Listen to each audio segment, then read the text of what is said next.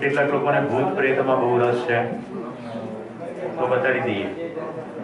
Right મિત્રો, માણસ 5 કોટીથી વધારે છે, એની 5 કક્ષાના માણસો છે.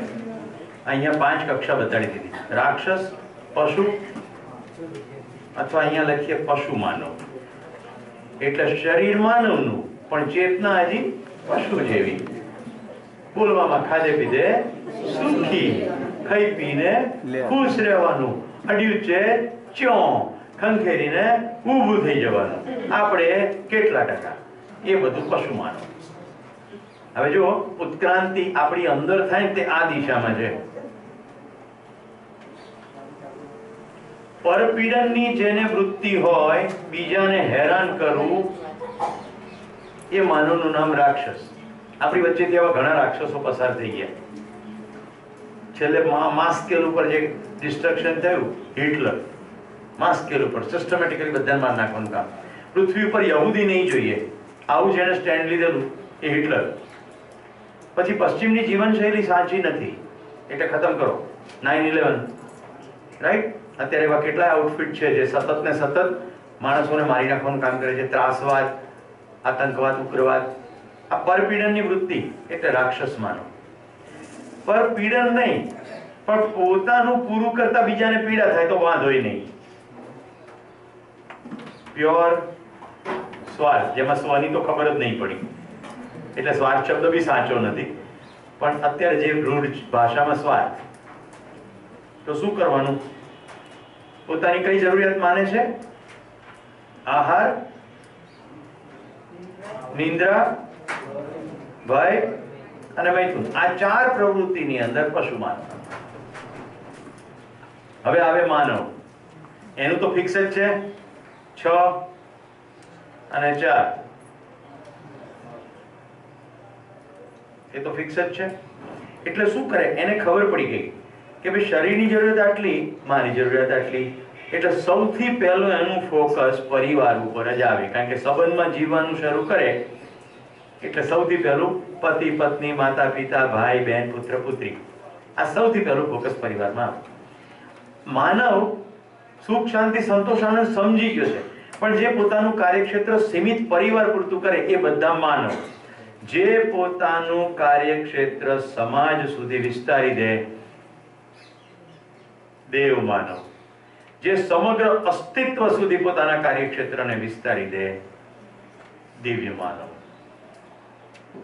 પરપીડન વાળા રાક્ષસ માનવ શરીર છોડી દીધા પછી એ જે જીવન છે જેની વૃત્તિ પરપીડનની જ છે, એ મર્યા પછી શરીર તો ન હોય. શરીર તો હોય નહીં એટલે કશું ફિઝિકલ ક્રિયા તો કરી શકે નહીં.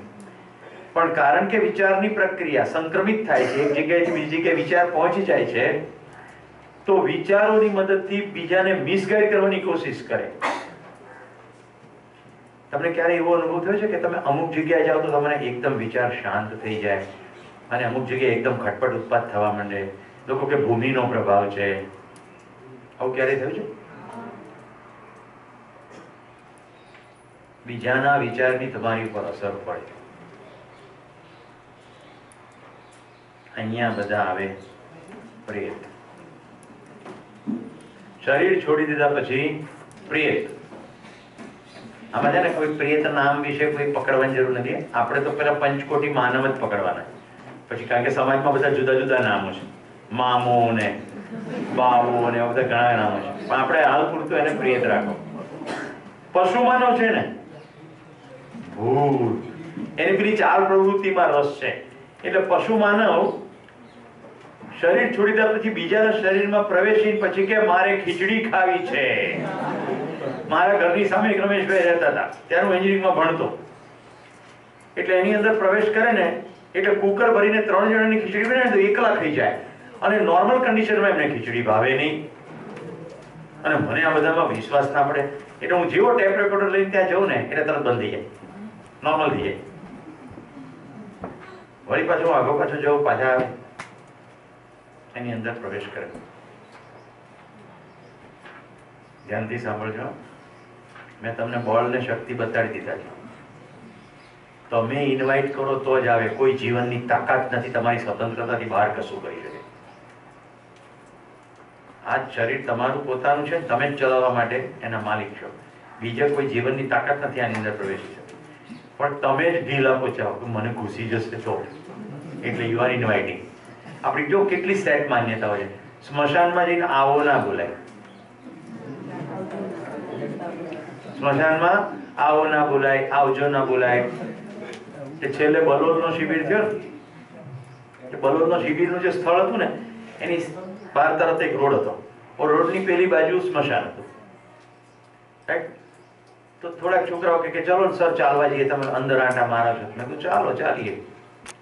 મને રમત સૂજી, રાઈટ? મેં કીધું હવે મારે ચાલવું છે, તમે લોકો કેમ્પસમાં જતા રહો, બધા આવજો આવજો આવજો. એ વખતે ત્યાં સ્મશાનમાં ઊભો હતો, આવજો, રાઈટ?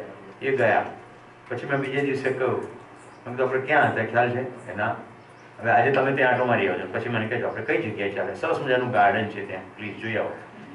ત્યાં કોઈ ગાર્ડન નથી. તો એ રસ્તે જેમ જોયું કે સાહેબ એ તો સ્મશાન હતું. તો જો કોઈ ભૂત આવ્યું, આવું મનમાં ઘૂસેલું છે, આવજો. હવે અત્યારે મારા આ ખભા ઉપર 10 ને આ ખભા ઉપર 5 ભૂત બેસીને શિબિર એટેન્ડ કરતા હોય, તમને કઈ વાંધો છે?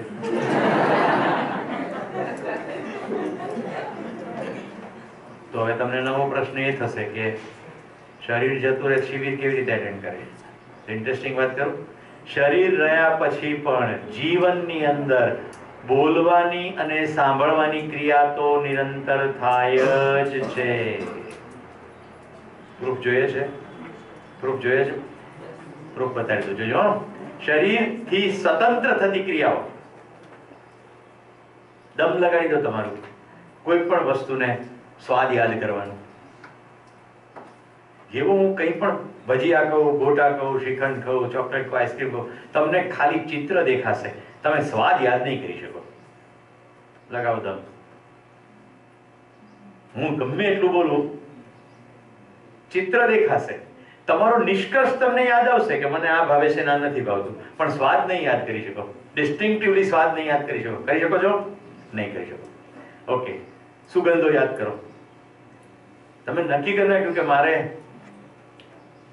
ફલાણી કંપનીનું જોવનનું મસ્ક જોઈએ છે, કારણ કે જોવનનું મસ્ક તમને પહેલી વાર જ્યારે પણ જોયું ત્યારે તમને ગમ્યું છે, એટલે તમારો નિષ્કર્ષ થઈ ગયો, નિર્ણય થઈ ગયો. સુગંધ યાદ નહીં કરી શકો. ગુલાબ, મોગરો, સેન્ડલવુડ કશું યાદ નહીં આવે. ચિત્ર જ દેખાશે, બાટલી ના કે વગેરે. સ્વાદ યાદ નહીં કરી શકાય, સુગંધ યાદ નહીં કરી શકાય. યાદ કરો, સ્પર્શ પણ યાદ નહીં કરી શકાય. ખરબચડું, લીસું, એવું કહીશ તો જે તે વસ્તુ યાદ આવશે, પણ આને લીસું કે આને ખરબચડું એવું યાદ આવશે નહીં. હવે જોજો,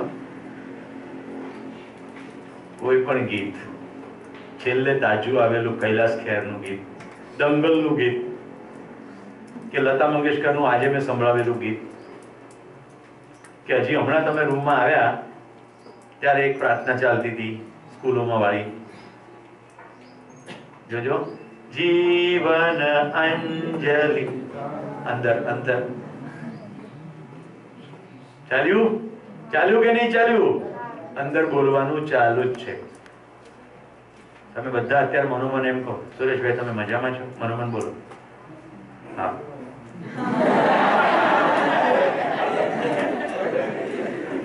તો બોલી શકાય છે ને મનોમન? બોલવાની ક્રિયા જીવનમાં છે, જીભના ઉપયોગથી ખાલી બહાર વ્યક્ત થાય. મજા પડી? હવે જોજો, તમે અહીંયાથી ગરબા કરીને પછી બહાર ગયા,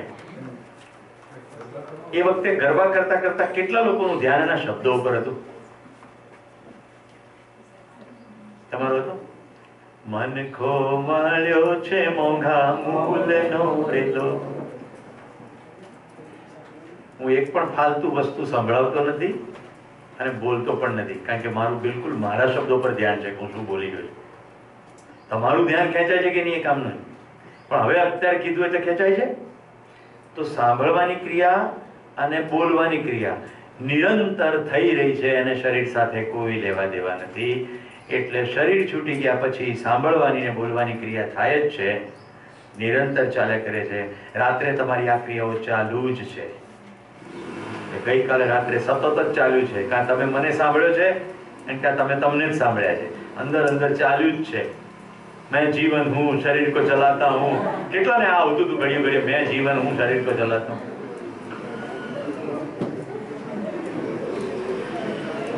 ઓકે, તો પશુ માનવ શરીર છોડ્યા પછી ભૂત, પેલું પ્રેત, ચુડેલ, ડાકણ, બરોબર, જે નવું હોય તે, જે તમને ગમતું હોય તે.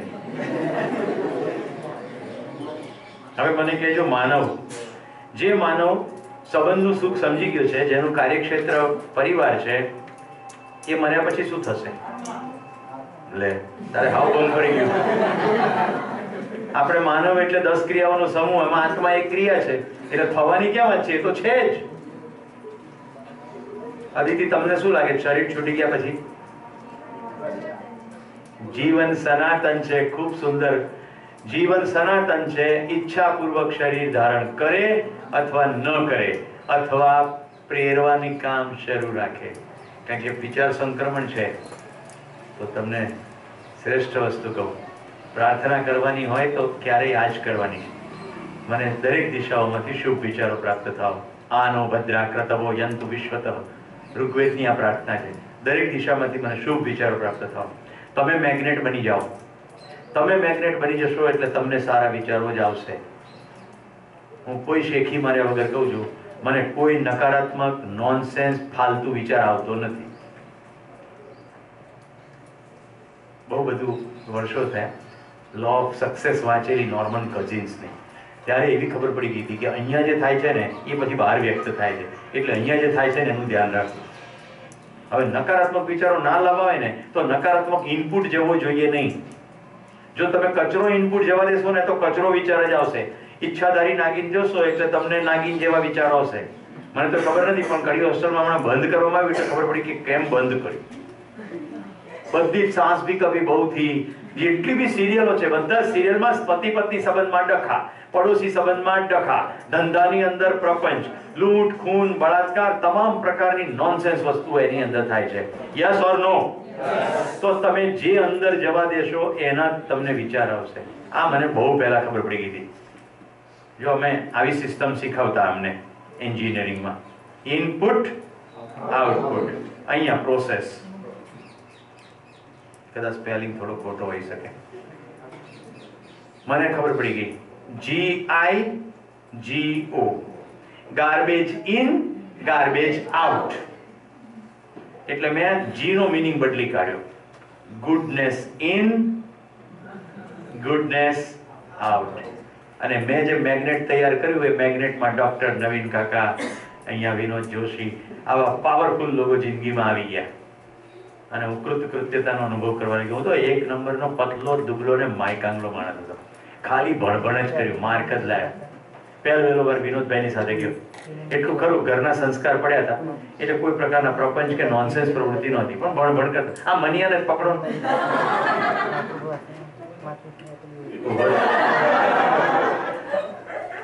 સોરી, મારે તને મનન પટેલ કહેવું જોઈએ, મનિયો ના કહેવું જોઈએ. સન્માનપૂર્વક તારી સાથે વાત કરવી જોઈએ. મનનનું જે શરીર છે એવું જોઈ લો.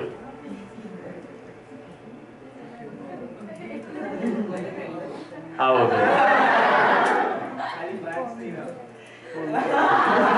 માર્ક્સ નથી લાવતો કે એટલે હું આટલો બધો સાવ માયકાગલો હતો એવું નહીં.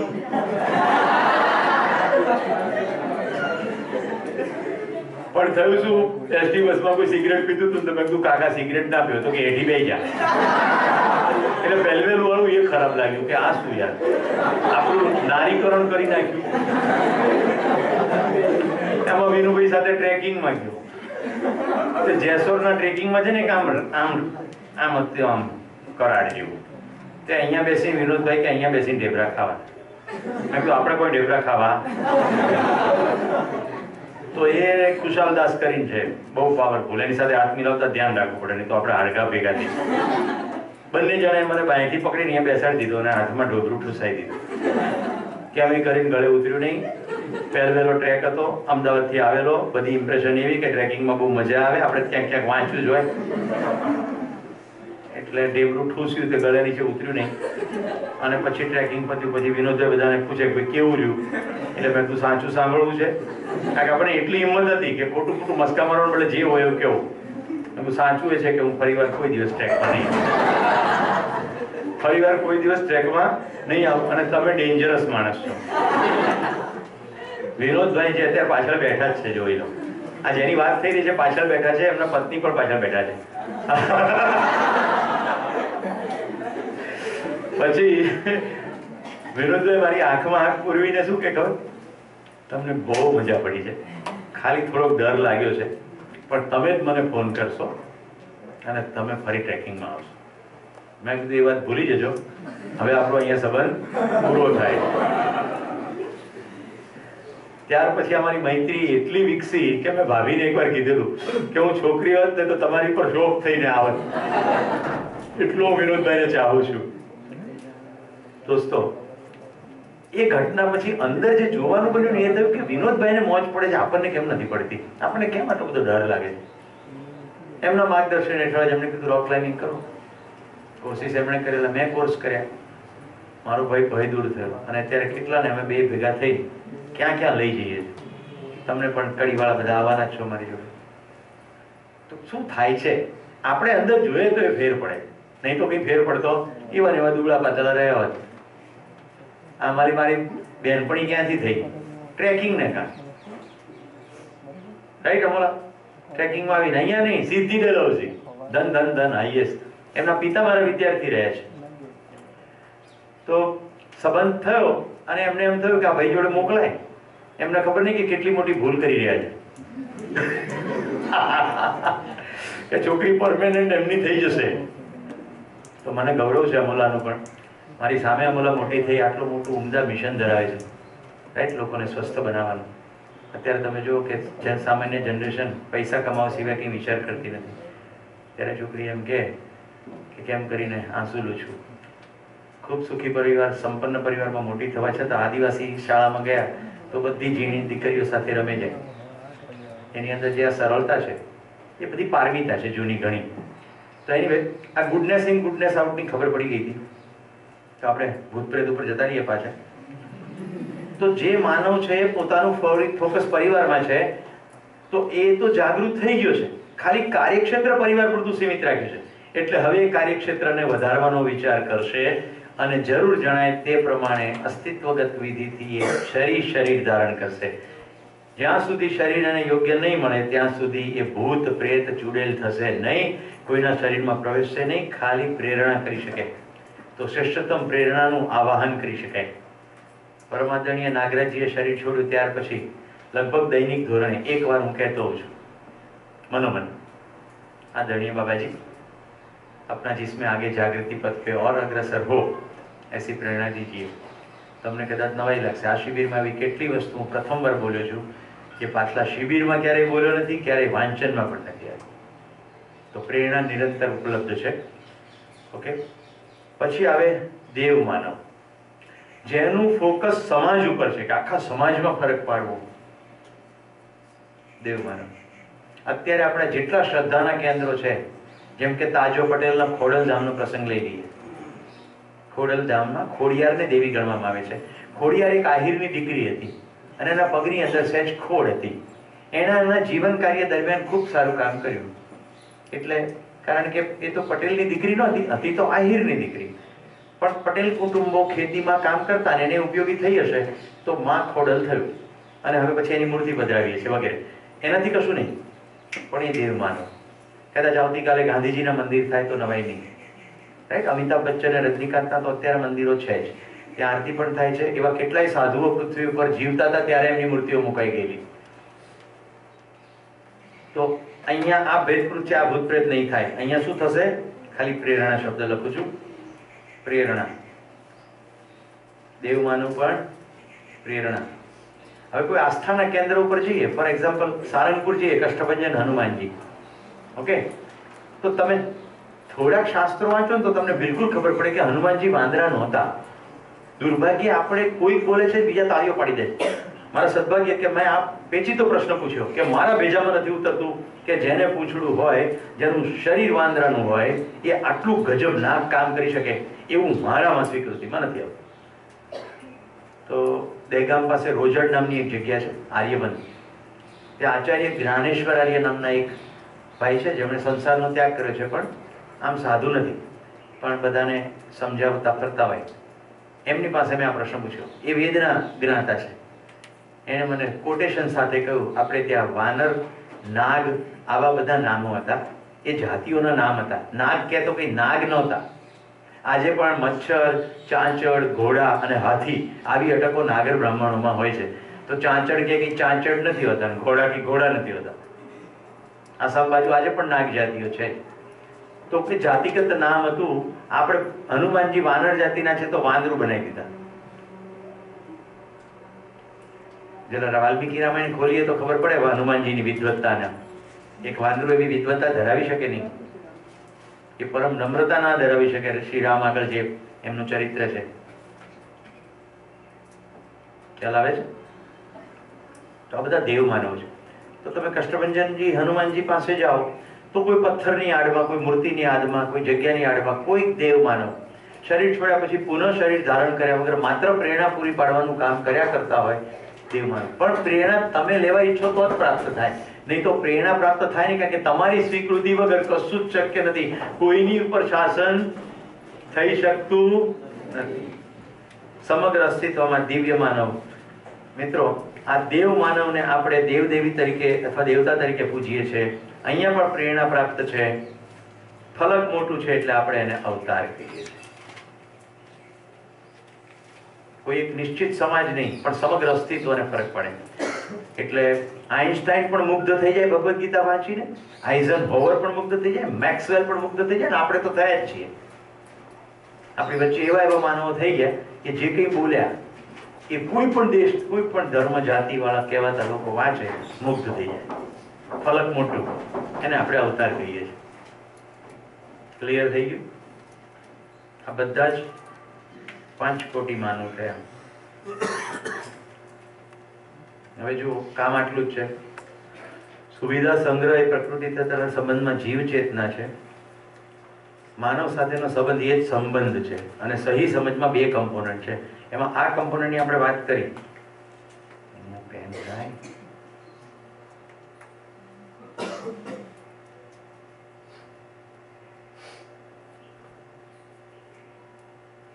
કદાચ આમાં પેન નહીં વાપરી શકાતી હોય, પણ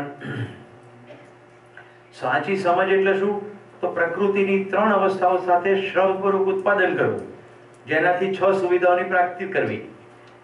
ડાબી બાજુનો જુઓ, સંબંધ, માનવ સાથેનો સંબંધ સમજણપૂર્વક કેળવવો. એ 2 થાય તો ટોટલ સહી સમજ. હવે માનવ ચેતના જુઓ, જીવ ચેતના જુઓ. તો આ જે ચિત્ર છે એની અંદર આ પ્રેત અને ભૂત, એ જીવ ચેતનાના અંદર રહે શરીર છૂટી જાય પછીનું છે. શું કરવું છે આપણે? આ શરીર યાત્રા પૂરી થાય તે પહેલા માનવ ચેતનામાં પહોંચવું છે કે પશુ ચેતના અકબંધ રાખવી છે? Choice is yours. શું કરવાનું? અધ્યયન કરવાનું. કેવી રીતે અધ્યયન કરવાનું? પોતાની અંદર જોવાનું. પહેલા 4.5 ક્રિયાઓ જોવાની, પછી એમ કરતા કરતા કરતા બાકીની ક્રિયાઓ. એક દિવસ સંપૂર્ણ 10 ક્રિયાઓ જાગૃત થઈ જાય, તમે જાગૃત ચેતના થઈ ગયા. જેમ જેમ આગળ રસ્તો ચાલતો જશે તેમ તેમ ખ્યાલ આવતો જશે. 3 મહત્વના શબ્દો બોલું છું: ભાસ, આભાસ, પ્રતીતિ. ભાસ, આભાસ, પ્રતીતિ, પછી અનુભવ. મિત્રો, કલ્પના કરો કે પેલું બારણું સહેજ ખુલ્લું છે, આમ થોડી તિરાડ છે એની અંદર, એટલું જ ખુલ્લું છે, અને હું અહીંયા ક્યાંક બેઠો છું. ઓકે, ત્યાંથી કોઈ કામ પસાર થાય અને મને ભાસ થાય કે કોઈક ગયું. અન્ડરસ્ટેન્ડેબલ? એ તિરાડની અંદર હું હજુ વધુ સૂક્ષ્મતાથી જોવાની ચેષ્ટા કરું અને હું એમ કહું કે મને લાગે છે કે કુશાલ ગયો. આભાસ. હજી મેં બરાબર એક એક ચેષ્ટા મુવમેન્ટની બિલકુલ પ્રિસાઇઝલી જોઈ છે, તો હું કહીશ મને ખાતરી છે કે કુશાલે ગયો. ઓકે, પણ હું બારણું ખોલી નાખું અને કુશાલને જતો જોઉં અને કહું કુશાલ જ જઈ રહ્યો છે, એને કહેવાય અનુભવ. વાત તો જોવાની જ થઈ રહી છે. પહેલા હું જોતો હતો, પછી હું જોઉં છું અને છેલ્લે પણ જોઉં છું. આ તિરાડની જગ્યાએ બારણું ખોલી નાખવાની વાત એટલે તમામ પ્રકારના ભ્રમ દૂર કરી નાખવાની વાત. ભ્રમના પડળ દૂર થયા વગર અસ્તિત્વગત સચ્ચાઈઓ દેખાશે નહીં. તમે જો એવું માનતા હો કે મારે ભ્રમય ચાલુ રાખવો છે અને જ્ઞાન પણ મેળવી લેવું છે, નહીં થાય. ભ્રમ કન્ટિન્યુ રહેશે. હું શરીર છું એવો ભ્રમ ચાલુ રાખવો છે. સવારે દાળ વડા, બપોરે બટાટા વડા અને સાંજે મેંદુ વડા, આ ત્રણેય વડા ખાવાનું ચાલુ રાખવું છે. એ બે વડા ખાવાના વચ્ચેના સમયમાં ટેલિવિઝન જોવાનું પણ ચાલુ જ રાખવું છે. બધી પશુ ચેતનાની પ્રવૃત્તિઓ દિવસ રાત કરવી છે અને 10 મિનિટ વચ્ચે સમય મળે તો જીવન વિદ્યાની ચોપડી વાંચી લેવી છે. તો કશું થશે નહીં, કારણ કે તિરાડમાંથી જોવાની વાત છે. હજી બારણું ખોલ્યું નથી. भीतर के पट खोल रे तो है पिया मिलेंगे, अंतर के पट खोल रे तो है पिया मिलेंगे.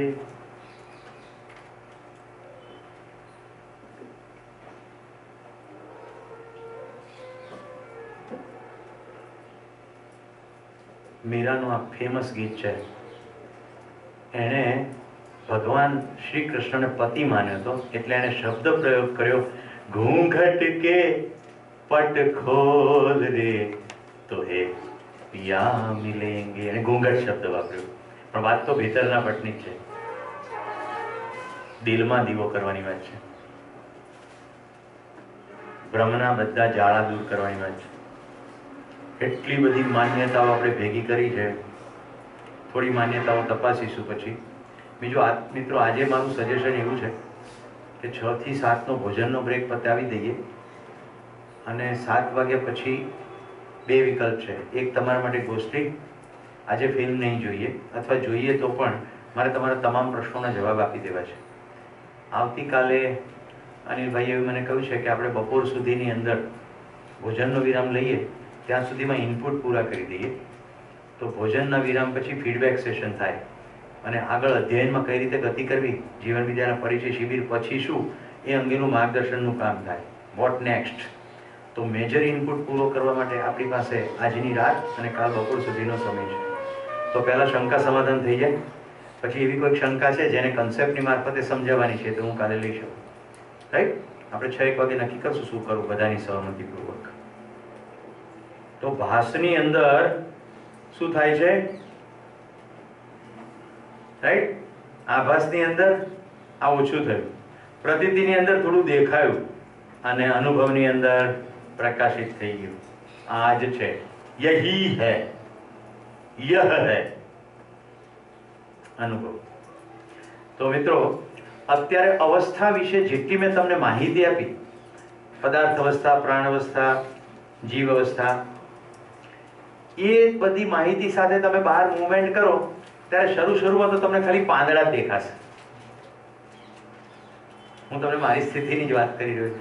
જેમ જેમ અધ્યયનમાં ઊંડાણ થતું ગયું, ભાસમાંથી આભાસમાં ગયા, આભાસમાંથી પ્રતીતિની અત્યારે સ્થિતિ ચાલી રહી છે. આભાસ અને પ્રતીતિ, આભાસ અને પ્રતીતિ, પાછું પ્રતીતિમાંથી પાછું આભાસમાં જતું રહેવાનું થાય. ફોરવર્ડ બેકવર્ડ ચાલ્યા કરે છે. પણ એટલી ખબર પડવા માંડી કે જે બુદ્ધ પુરુષે આ કહ્યું એને તો સંપૂર્ણ જોયું, અમે એના આચરણમાં એને પ્રમાણ થતા જોયું. રાઈટ? હું તો બહુ સદભાગી છું, આદરણીય નાગરાજજીના ખોળામાં રમવા મળ્યું એમ કહીએ તો ચાલે, જેમણે અનુસંધાન કર્યું. કોઈ એક પ્રશ્ન પૂછતો હતો, આ એમને મળ્યું કેવી રીતે? તો કહી દઉં, શ્રીગમ આગમ તંત્ર ઉપાસના વિધિ પ્રમાણે પાતંજલ યોગ દર્શન મુજબ સમાધિની સ્થિતિમાં તને તારા તમામ સવાલનો જવાબ મળશે એવું શંકરાચાર્યએ કીધું. કેમ? કારણ કે આ બાળક નાનપણથી આ જ પ્રશ્ન પૂછે કે બ્રહ્મ સત્ય, જગત મિથ્યા, એવું કહો છો. જો બ્રહ્મ સત્ય હોય તો બ્રહ્મમાંથી જગત હોય તો મિથ્યા કેવી રીતે હોઈ શકે? પછી કે બ્રહ્મ અંદર પેસી ગયો તો આટલા ખરાબ કૃત્યો કેવી રીતે માણસ કરે છે? ભારતનું સંવિધાન આવ્યું જેમાં માનવની કોઈ વ્યાખ્યા જ નહીં, માનવીય મૂલ્યોની કોઈ સ્પષ્ટતા જ નહીં. તો કે જેની સ્પષ્ટતા જ નથી એની ઉપર માનવીય આચરણ કેવી રીતે બધું નિશ્ચિત થશે? ભારતના લોકો એક સરખી રીતે આચરણ કેવી રીતે કરશે? આ તો છે નહીં. એની માતા કે તું બહુ વિતંડા વાત કરે, તને વેદમાં બધાના જવાબ મળી જશે. બાલ્યાવસ્થાથી આવા પ્રશ્નો હતા તો એણે વેદનો અભ્યાસ કરી નાખ્યો. કોઈ દિવસ શાળાએ નહીં ગયા, ઘરમાં જ શાળા, માતા એની ટીચર. વેદના અભ્યાસ પછી પણ મેળ નહીં પડ્યો એટલે તે વખતના શંકરાચાર્યને પાસે પૂછવા ગયા. હવે શંકરાચાર્યોને વેદ ભણાવવાનું કામ એના મામા અને માતા કરતા હતા, એટલી તો ઘરની અંદર વેદ પરંપરા હતી. એ શંકરાચાર્ય કીધું જા નર્મદાને કાંઠે જઈને તપ કર, એમ કરીને આંખો બંધ કરી કે નર્મદા તાવડી મોટી છે, ક્યાં જવું? એટલે ઉદ્ગમ સ્થાન અમરકંટક જતા રહ્યા, જ્યાંથી નર્મદા નીકળે છે. પત્ની હતી અને બાળકો પણ હતા.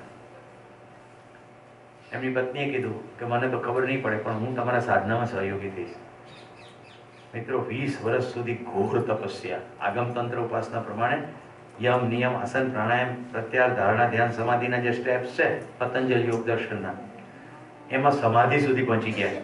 અને અત્યંત નિખાલસ પણ એમણે કહ્યું છે સમાધિ સુધી પહોંચતા સુધી એક પણ ખરાબ વિચાર ના આવ્યો હોય એવું બન્યું નથી. કોઈ પણ સંસારી માણસને જેટલા ખરાબ વિચારો આવી શકે બધા મને આવતા હતા. બહુ 56ની છાતી જોઈએ, રાઈટ? આટલી સ્થિતિએ પહોંચ્યા પછી કહે છે કે આવું બધું થતું જ હતું. સમાધિમાં વિચાર બંધ થઈ ગયા. સમાધિમાંથી બહાર આવે એટલે પાછા પ્રશ્નો એના એ ઊભા. તો ધારણા, ધ્યાન ને સમાધિ એમ 3 સ્ટેપ છે. સામાન્ય રીતે ધારણા કોઈ વસ્તુ ઉપર કે ઓમકાર ઉપર કે પ્રકાશ ઉપર કરવામાં આવતી હોય. નાગરાજજીએ ઉલટાવી નાખી પ્રક્રિયાને. સમાધિ, ધ્યાન અને ધારણા એ સિક્વન્સને ઉલટાવીને ફોકસ કર્યું સ્પેસ ઉપર, અવકાશ ઉપર. અને એમ કહે છે કે જેમ ફિલ્મની પટ્ટી ચાલતી હોય એમ મારી સામે અસ્તિત્વ ખોલવા માંડ્યું. અણુ પરમાણુથી લઈને ગેલેક્સી સુધી કેવી રચનાઓ છે એ બધું થયું સામે સ્પષ્ટ. 5 વર્ષ સુધી અસ્તિત્વ જોયું, સતત અસ્તિત્વ જોયું. અમે પ્રશ્ન પૂછ્યો ત્યારે એને એમ કીધું કે કલ્પના કરવી હોય તો એવી કરો કે પડદા ઉપર દ્રશ્ય દેખાઈ રહ્યા છે પણ દ્રષ્ટિગોચર નથી, આ જ્ઞાન ગોચર છે. સમજાયું, એને સમજાયું પછી એમણે આ બધાને અર્પણ કરવા માટે, મેં અગાઉ વાત કરી છે તેમ, પહેલા આઈઆઈટી કાનપુર અને પ્રોફેસર સત્યાન અત્યારે જીવન વિદ્યા શિબિર. અને એમણે કહ્યું કે મેં તો સાધના પદ્ધતિ અખત્યાર કરી પણ બધાથી સાધના થઈ શકશે નહીં, બધા 20-20 વર્ષ આના માટે સમર્પિત થવા તૈયાર હોય નહીં. એમણે તો પ્રાણ જાય તો ભલે જાય પણ આ પ્રશ્નોનો જવાબ મારે મેળવવો જ છે, એટલું બધું દ્રઢ નિર્ણય કરી લીધેલો. જેમ ભગવાન બુદ્ધે કહ્યું હતું કે આજે જો નિર્વાણ ના થાય તો અહીંયાથી ઊભો નહીં થાઉં, રાઈટ? એવી સ્થિતિ પછી એમને મળ્યું અને એમણે કહ્યું કે સમગ્ર માનવ જાતના પુણ્યવશ એટલે અસંખ્ય વર્ષોથી થતા સારા પ્રયત્નોના પરિણામ સ્વરૂપે મારા નાના પ્રયત્નથી આજે મને પ્રાપ્ત થયું છે એ સમગ્ર માનવ જાતને હું અર્પણ કરું છું. અને પહેલો જે સંકલ્પ નીકળ્યો છે, બોધપૂર્વક જ સંકલ્પ થાય છે. જો આજે જોયું ને જીવન ક્રિયામાં, બોધપૂર્વક સંકલ્પ થાય છે, અનુભવપૂર્વક પ્રમાણ છે, પ્રૂફ છે. પ્રમાણ એટલે પ્રૂફ. એમણે જીવીને બતાવ્યું અને બોધપૂર્વક એ સંકલ્પ થયો.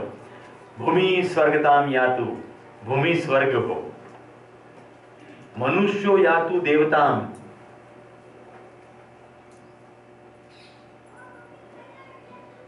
જો દેવ ક્યાં છે? ભૂમિ સ્વર્ગ હો, મનુષ્યો યાતુ દેવતામ. સમગ્ર અસ્તિત્વને આવરી લેવા માટે તો એક માનવ સફિશિયન્ટ થઈ પડે છે, પણ વિવિધ પ્રકારના દેશો, કમ્યુનિટી, સમાજમાં દેવો એટલે મનુષ્ય યાતુ દેવતામ. ધર્મો સફળતામ યાતુ, ધર્મ સફળ થાવ. હવે ધર્મ તો આપણે સ્પષ્ટ કર્યો ને, પદાર્થનો ધર્મ હોના, પ્રાણ અવસ્થાનો ધર્મ પુષ્ટિ, જીવ અવસ્થાનો ધર્મ જીને કી આશા, જ્ઞાન અવસ્થાનો ધર્મ સુખપૂર્વક જીને કી આશા. ધર્મો સફળતામ યાતુ, નિત્ય યાતુ શુભોદયમ, નિત્ય શુભ થાવ. આ સંકલ્પ નીકળ્યો. મારા સદભાગ્ય છે જેટલો એમની સાથે સંવાદ થયો, મેં બાબાજીમાં સતત એ વસ્તુ જોઈ, સમગ્ર માનવ જાતના કલ્યાણથી નીચે એક પણ વાત નહીં. કોઈ પણ કન્વર્ઝેશનમાં સતત ને સતત લક્ષ્ય, અખંડ સમાજ સાર્વભૌમ વ્યવસ્થાથી નીચે કોઈ વાત નહીં. શબ્દો ના બોલે કે અખંડ સમાજ સાર્વભૌમ વ્યવસ્થા, એવું લક્ષ્ય બોલે નહીં, પણ નિર્ણયની કોઈ પણ વાતચીત થાય તો સતત ને સતત આ જ દેખાય, અખંડ સમાજ સાર્વભૌમ વ્યવસ્થા. મારો પહેલો પરિચય જેણે કરાવ્યો કે ગાંધીનગર गुजरात से सुरेश भाई आए हैं, મારી સામે જોઈને કે બેટા इतने जल्दी गांधी जी को भुला दिया, इतने जल्दी गांधी जी को भुला दिया. કેટલી બધી મારકાટ થઈ ને આપણા અનુગોદરા. ત્યાર પછી મારે સંમેલનમાં જવાનું થયું.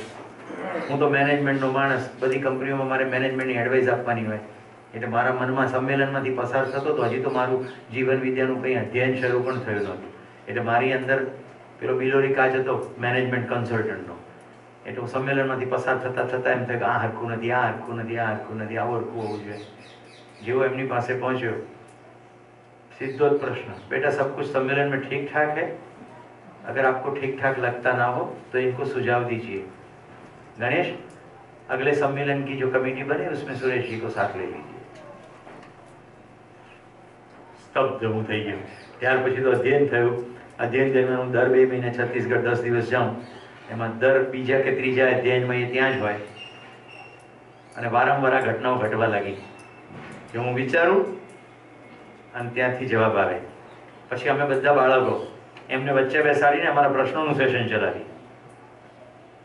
તો પ્રશ્ન હજી પૂછવાનું શરૂ કરીએ ને તો એમ કે પ્રાંશુ બેટા ये कहना चाहते हो ને, એમ કરીને પ્રશ્ન પોતે પૂરો કરે અને પછી જવાબ આપવાનું શરૂ કરે.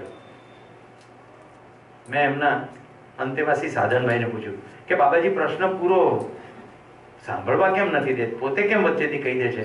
तो कि सभी का समय बचाने के लिए. इनको दिख ही रहा है कि प्रश्न इतना ही है, तुम इतना लंबा लंबा वर्णन करोगे तो 2-3 लोगों के प्रश्न रह जाएंगे.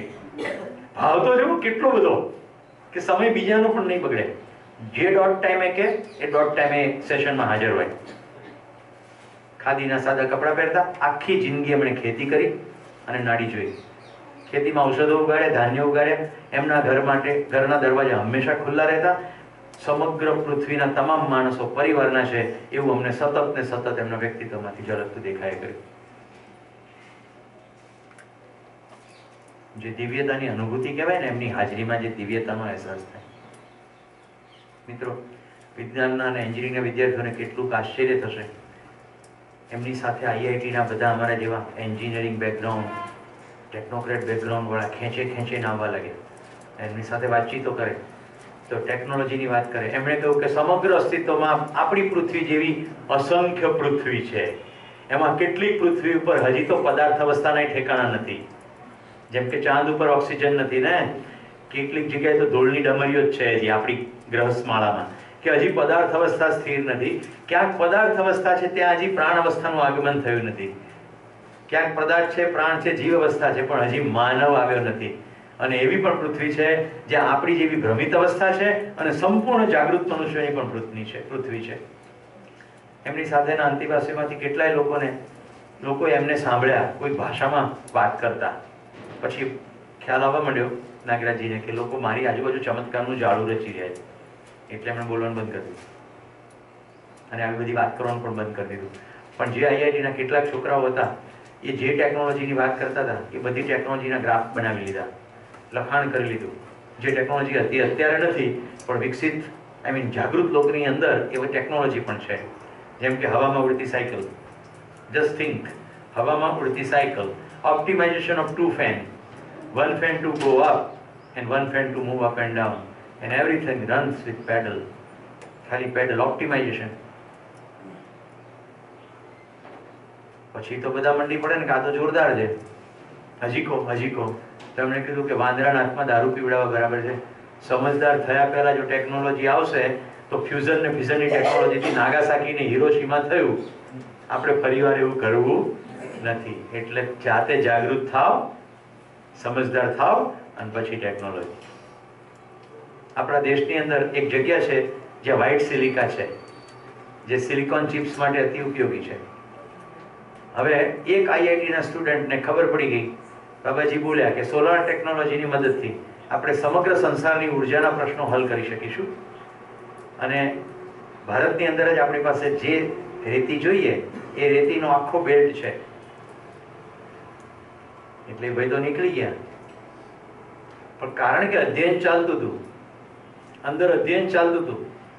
પટ્ટો મળી ગયા પછી આઈને કીધું પટ્ટો મળી ગયો પણ કહીશ નહીં. હવે બાબાજીની વાત ખબર પડી ગઈ.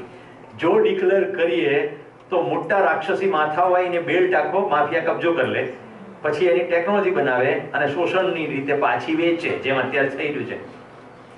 એક મોબાઈલ બનાવવામાં હાર્ડલી 2-2.5 હજાર રૂપિયાનો ખર્ચો થાય મેક્સિમમ. એ અત્યારે 70-80 હજાર રૂપિયામાં મોબાઈલ વેચાય છે કે નહીં? એક્સપ્લોટેશન નથી, બીજું શું છે?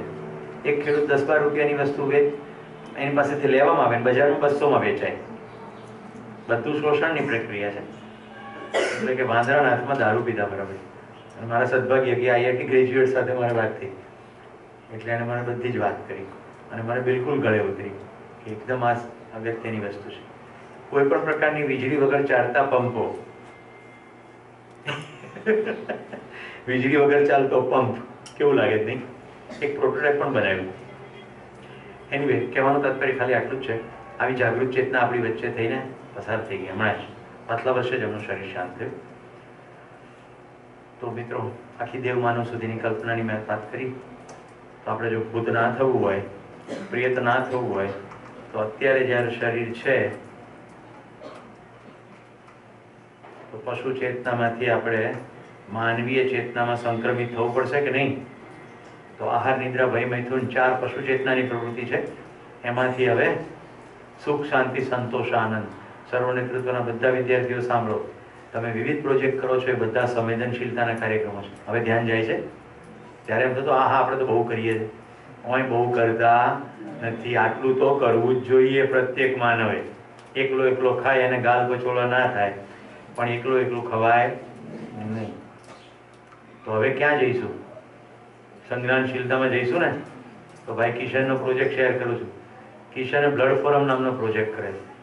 એનો ભાવ એવો છે કે દરેક શહેરની અંદર બ્લડ ડોનરનું લિસ્ટ તૈયાર હોય, હોસ્પિટલ અને મેડિકલ સ્ટોર પાસે ઉપલબ્ધ હોય, તો કોઈ બ્લડના અભાવે મૃત્યુ ન પામે.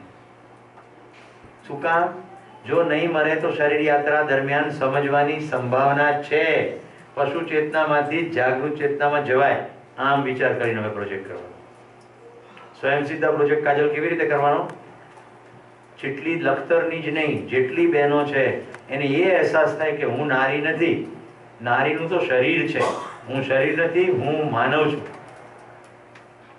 હું અસીમ બળ શક્તિ સંપન્ન છું, હું કશું પણ કરવા માટે સક્ષમ છું. આ સક્ષમતા તરફ એમનું ધ્યાન ખેંચવું, એનું નામ સ્વયં સિદ્ધા પ્રોજેક્ટ. પછી લખતરમાં થાય ને, કડીમાં પણ થાય ને, ગાંધીનગરમાં થાય, ગમે ત્યાં પણ થાય, પછી બસમાં પણ થાય અને જીવન વિદ્યા શિબિરમાં રિસેસમાં પણ થાય. અહીંયા નહીં, ગમે ત્યાં વોલેન્ટિયર કરવા આવો ત્યારે અહીંયા તો તમારે ગોષ્ઠી ઉપર ફોકસ કરવાનું છે. પ્રોજેક્ટ વૂલ, જે લોકો કપડાં એકઠા કરીને વેચે છે, એનું સતત લક્ષ્ય હોવું જોઈએ કે અત્યારે તો થોડાક ઘરોથી થોડાક કપડાં ભેગા કરીને થોડાક લોકોને ઉડાડીએ છીએ. એવું આપણે શું કરીએ કે લોકોમાં એવી સંવેદના જાગૃત થાય કે લોકો વધારે ભેગું કરે જ નહીં ને, વધારે કચરો ભેગો કરે જ નહીં. એ પહેનું કે વો પહેનું એવું થાય જ નહીં, કબાટમાં ભભરાય જ નહીં, તો ક્યાંક રહેશે તો ક્યાંક પહોંચશે, કપડાં સસ્તા થશે. કારણ વગરની સ્કેર્સિટી ઊભી કરીએ છીએ આપણે, એટલે અનાજ મોંઘું થાય છે, વસ્તુઓ મોંઘી થાય. આ દિશામાં હું શું કરું? અમોલા, તું મેડિસિન સ્ટુડન્ટ છે, તારે એ જોવાનું છે કે આખી મેડિકલ ફ્રેટર્નિટી, મિત્રો 2 મહત્વની સેવા ધ્યાન રાખજો. શિક્ષણ અને સ્વાસ્થ્ય, આ બંને સેવા છે, એનો વ્યવસાય થઈ શકે નહીં. કારણ કે શરીરની સાજા થવાની પ્રક્રિયા ડોક્ટરના હાથમાં નથી. એ તો અસ્તિત્વગત નિયમ અંતર્ગત થાય છે. જે અસ્તિત્વ કરે છે એના પૈસા હોય નહીં. સમજવાની આખી પ્રક્રિયા અસ્તિત્વગત છે. જીવન પરમાણુમાં તાકાત છે સમજવાની, એટલે જીવન વિદ્યાના પ્રબોધક પૈસા લેતા નથી. સમજવાની કોઈ ફી હોય નહીં, સમજાવવાની કોઈ ફી હોય. હા, અનાજ આવે છે શ્રમપૂર્વક, એને તો ખર્ચ થાય છે ને એની પાછળ, એ શ્રમનો વિનિમય રૂપે. તો મિત્રો, અત્યારે વાત નીકળી છે તો કહી દઉં. ઘણા બધા લોકો અનિલભાઈને પૂછ્યું છે, અહીંના જે મેનેજિંગ ટ્રસ્ટી છે કિરણભાઈ, એમનો તો ભાવ એવો હતો કે આટલું ઉમદા માનવતાનું કામ થઈ રહ્યું છે તો આપણે પૈસા નથી લેવા. પણ મેં એમને એવો આગ્રહ રાખ્યો કે કિરણભાઈ, તમે આવાસ આપો છો, આ બધી વ્યવસ્થા કરો છો, એટલું પૂરતું છે. બધા લોકોએ ફૂડ બિલ આપવું જોઈએ. એમાં સંસ્થાનું પણ સન્માન છે, કિસાનનું પણ સન્માન છે. તો એમણે એવું કહ્યું કે 150 રૂપિયા પ્રતિદિન લેખે, 5 દિવસના 750 મહત્તમ આટલા. મિત્રો, આ એક ગ્રાન્ડ ઇન એડ સંસ્થા છે, સરકારી અનુદાન પર નફતી સંસ્થા છે. એટલું પૂરતું ન થવું પડે તો બીજેથી પણ દાન લાવવાનો પ્રયત્ન થતા હોય છે. તમે દીકરીઓને તો જોઈ જ છે ને, રાઈટ, ઘણા બધા અભાવગ્રસ્ત પરિવારોમાંથી આવતી દીકરીઓ દીકરાઓ અહીંયા ભણે છે. તો આપણે અહીંયાની સંસ્થામાં બોજ તો ના જ બનીએ. તો આજે જ્યારે તમે ડિનર બ્રેકમાંથી પાછા આવો ત્યારે તમારું શુલ્ક, ફૂડ બિલ, અને એ પણ સ્વેચ્છાપૂર્વક 750 પર હેડ પ્રમાણે આપણે વોલેન્ટિયર કરી નાખીએ. ભાઈ મનન ઊભો થઈ જાય. તો ભાઈઓમાં મનન, બહેનોમાં કોણ વોલેન્ટિયરિંગ કરશે? તું કાજલ કરી લઈશ? તો કાજલ ઊભી થઈ જાય. બહેનોમાં કાજલ અને ભાઈઓમાં મનન. બહેનોમાં તમે તો બધા એક જ જગ્યાએ રહો છો. 1 મિનિટ, હજી એક બીજી બહેન જોઈએ જે હોસ્ટેલમાં છે, કારણ કે તમે તો અહીંયા ગેસ્ટમાં કહે તો બહેનોની અંદર સૃજન, આટલા લોકો ભેગું કરી લેશે. કેટલાક લોકોને એમ થાય કે સ્વૈચ્છિકપણે મારે 750 વધુ આપવા છે, કારણ કે કેટલાક લોકોની આપવાની ક્ષમતા નથી, એ મને ખ્યાલ છે. જે પણ કડી યુનિવર્સિટીના બાળકો આવે છે બધાને માટે મારી કોમન ખુલ્લી ઓફર છે. તમે આપી ન શકો એવી સ્થિતિમાં જરાય મૂંઝાવાની જરૂર નથી. તમારા બાપની જગ્યાએ હું બેઠેલો છું, ખાલી મને જાણ કરી દેજો, એટલે તમારું શુલ્ક હું ભરી દઈશ. પણ આપણે સંસ્થામાં કોઈ પણ પ્રકારનો બોજ ઊભો કરવો નથી. આપણે અહીંયાથી પ્રસન્નતાપૂર્વક જે આપણને સદભાવ મળ્યો છે એ સદભાવપૂર્વક સંસ્થા છોડવી છે. ઓકે, આ સ્વીકૃત છે ને બધાને? ખાલી આપણે ફૂડ બિલ આપી રહ્યા છીએ, અને તો તમે જે જમો છો એનાથી તમને ખ્યાલ જ હશે કે 150 રૂપિયા તો ટોકન છે.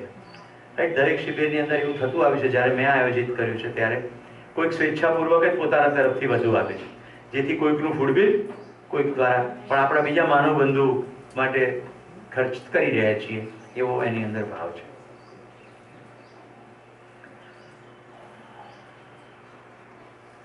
તો હવે આપણે પરિવારમાં વ્યવસ્થા જોઈએ તો સૌથી પહેલા માનવ સંબંધો જોઈએ, અને સંબંધો જોવા માટે આટલું સમજવું પડશે. પ્રકૃતિની 3 અવસ્થાઓ છે. કાર્ય એટલે સુવિધાઓ મેળવવા માટે કરેલો શ્રમ, અને વ્યવહાર એટલે સુખ મેળવવા માટે કરેલો શ્રમ. આ વાત વારંવાર કરી દીધી છે. પ્રકૃતિની 3 અવસ્થા સાથે કાર્ય થાય, માણસ સાથે કાર્ય થાય નહીં. પૈસાને વપરાય અને માણસને સચવાય. આપણે શું કરીએ છીએ? માણસને વાપરીએ છીએ અને પૈસાને સાચવીએ છીએ, એટલે બધા ડખા થાય છે. તો માનવ અને પરિવાર, માનવ અને સમાજ, ને માનવ અને અસ્તિત્વ, આટલા સંબંધ સમજવાના થાય. માનવનો પ્રકૃતિ સાથેનો સંબંધ, માનવનો પોતાના પરિવાર સાથેનો સંબંધ, માનવનો સમાજ સાથેનો સંબંધ, અને માનવનો સમગ્ર અસ્તિત્વ સાથેનો સંબંધ. તો સિલેબસમાં હવે આ સંબંધ સમજવાનું બાકી રહ્યું છે. આપણે સંબંધ સમજાવીએ છીએ. સંબંધો માત્ર આટલા જ છે. This is an open challenge. આનાથી વધારે સંબંધ છે જ નહીં.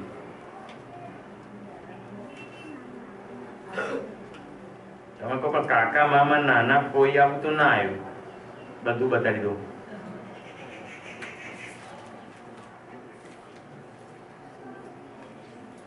પહેલો સંબંધ કયો છે? માતા પિતા પુત્ર પુત્રી. આ સંબંધ તો ખબર પડે છે ને બધાને, કે કહેવો પડશે? ભાઈ બહેન સમજાય છે, પતિ પત્ની સમજાય છે, મિત્ર મિત્ર સમજાય છે, ગુરુ શિષ્ય સમજાય છે. હવે સાથી સહયોગી એટલે શું? કોઈ પણ સંસ્થાની અંદર કામ કરતા હોય, જેમ કે કેશુભાઈ ને અનિલભાઈ કે અશ્વિનભાઈ અહીંના કાર્યકર્તાઓ, તો એ થયા સાથી સહયોગી. સંસ્થાનું કોઈક કાર્યક્રમ છે, એની અંદર દરેકની પોતપોતાની ભૂમિકા છે. તો અશ્વિનભાઈની ભૂમિકા વિડીયો રેકોર્ડિંગની છે, કેશુભાઈની ભૂમિકા ફાર્મિંગ શીખવવાની છે. એમ જુદી જુદી ભૂમિકાઓ. તો સાથી સહયોગી. છેલ્લું છે વ્યવસ્થા અને સમગ્ર વ્યવસ્થા. આ જીવન વિધાનો શિબિર અત્યારે ચાલી રહ્યો છે, એનું ભોજન, આવાસ એક નાની વ્યવસ્થા છે, એક લોક નિકેતનની મોટી વ્યવસ્થાનો ભાગ છે. લોક નિકેતન જેવી તમામ શાળા સંસ્થાઓ આખી શિક્ષણ વિભાગનો એક ભાગ છે. શિક્ષણ વિભાગ, આરોગ્ય વિભાગ, સુરક્ષા વિભાગ એ ગુજરાત સરકારનો એક ભાગ છે. ગુજરાત સરકારે દરેક રાજ્યની સરકારો જેવી એક સમગ્ર ભારતની વ્યવસ્થાનો એક ભાગ છે. સમજાય છે? તો નાની વ્યવસ્થા અને મોટી વ્યવસ્થા, આટલા સંબંધો છે. આનાથી વધારે સંબંધ નથી. હવે આપણે જોઈ લઈએ માતા પિતા પુત્ર પુત્રીનું શું. વળી પાછો કિશનને ઉભો કરીએ. કિશન આવી જાય. બોની જતો રહ્યો. બોની તો મને ડેડી જ કહે છે. કિશનને પ્રત્યે મને પુત્ર જેવો ભાવ થયો. તો શરીરથી થયો કે જીવનમાંથી થયો? હવે રાજવી તું આવી.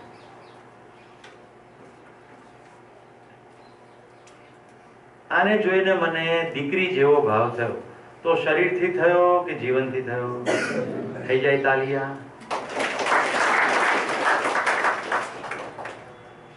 એક જીવનનો બીજા જીવન સાથેનો સંબંધ છે, શરીરનો સંબંધ નથી. શરીરથી શરીર આવે એ તો પ્રાણ કોશિકાની રચના છે.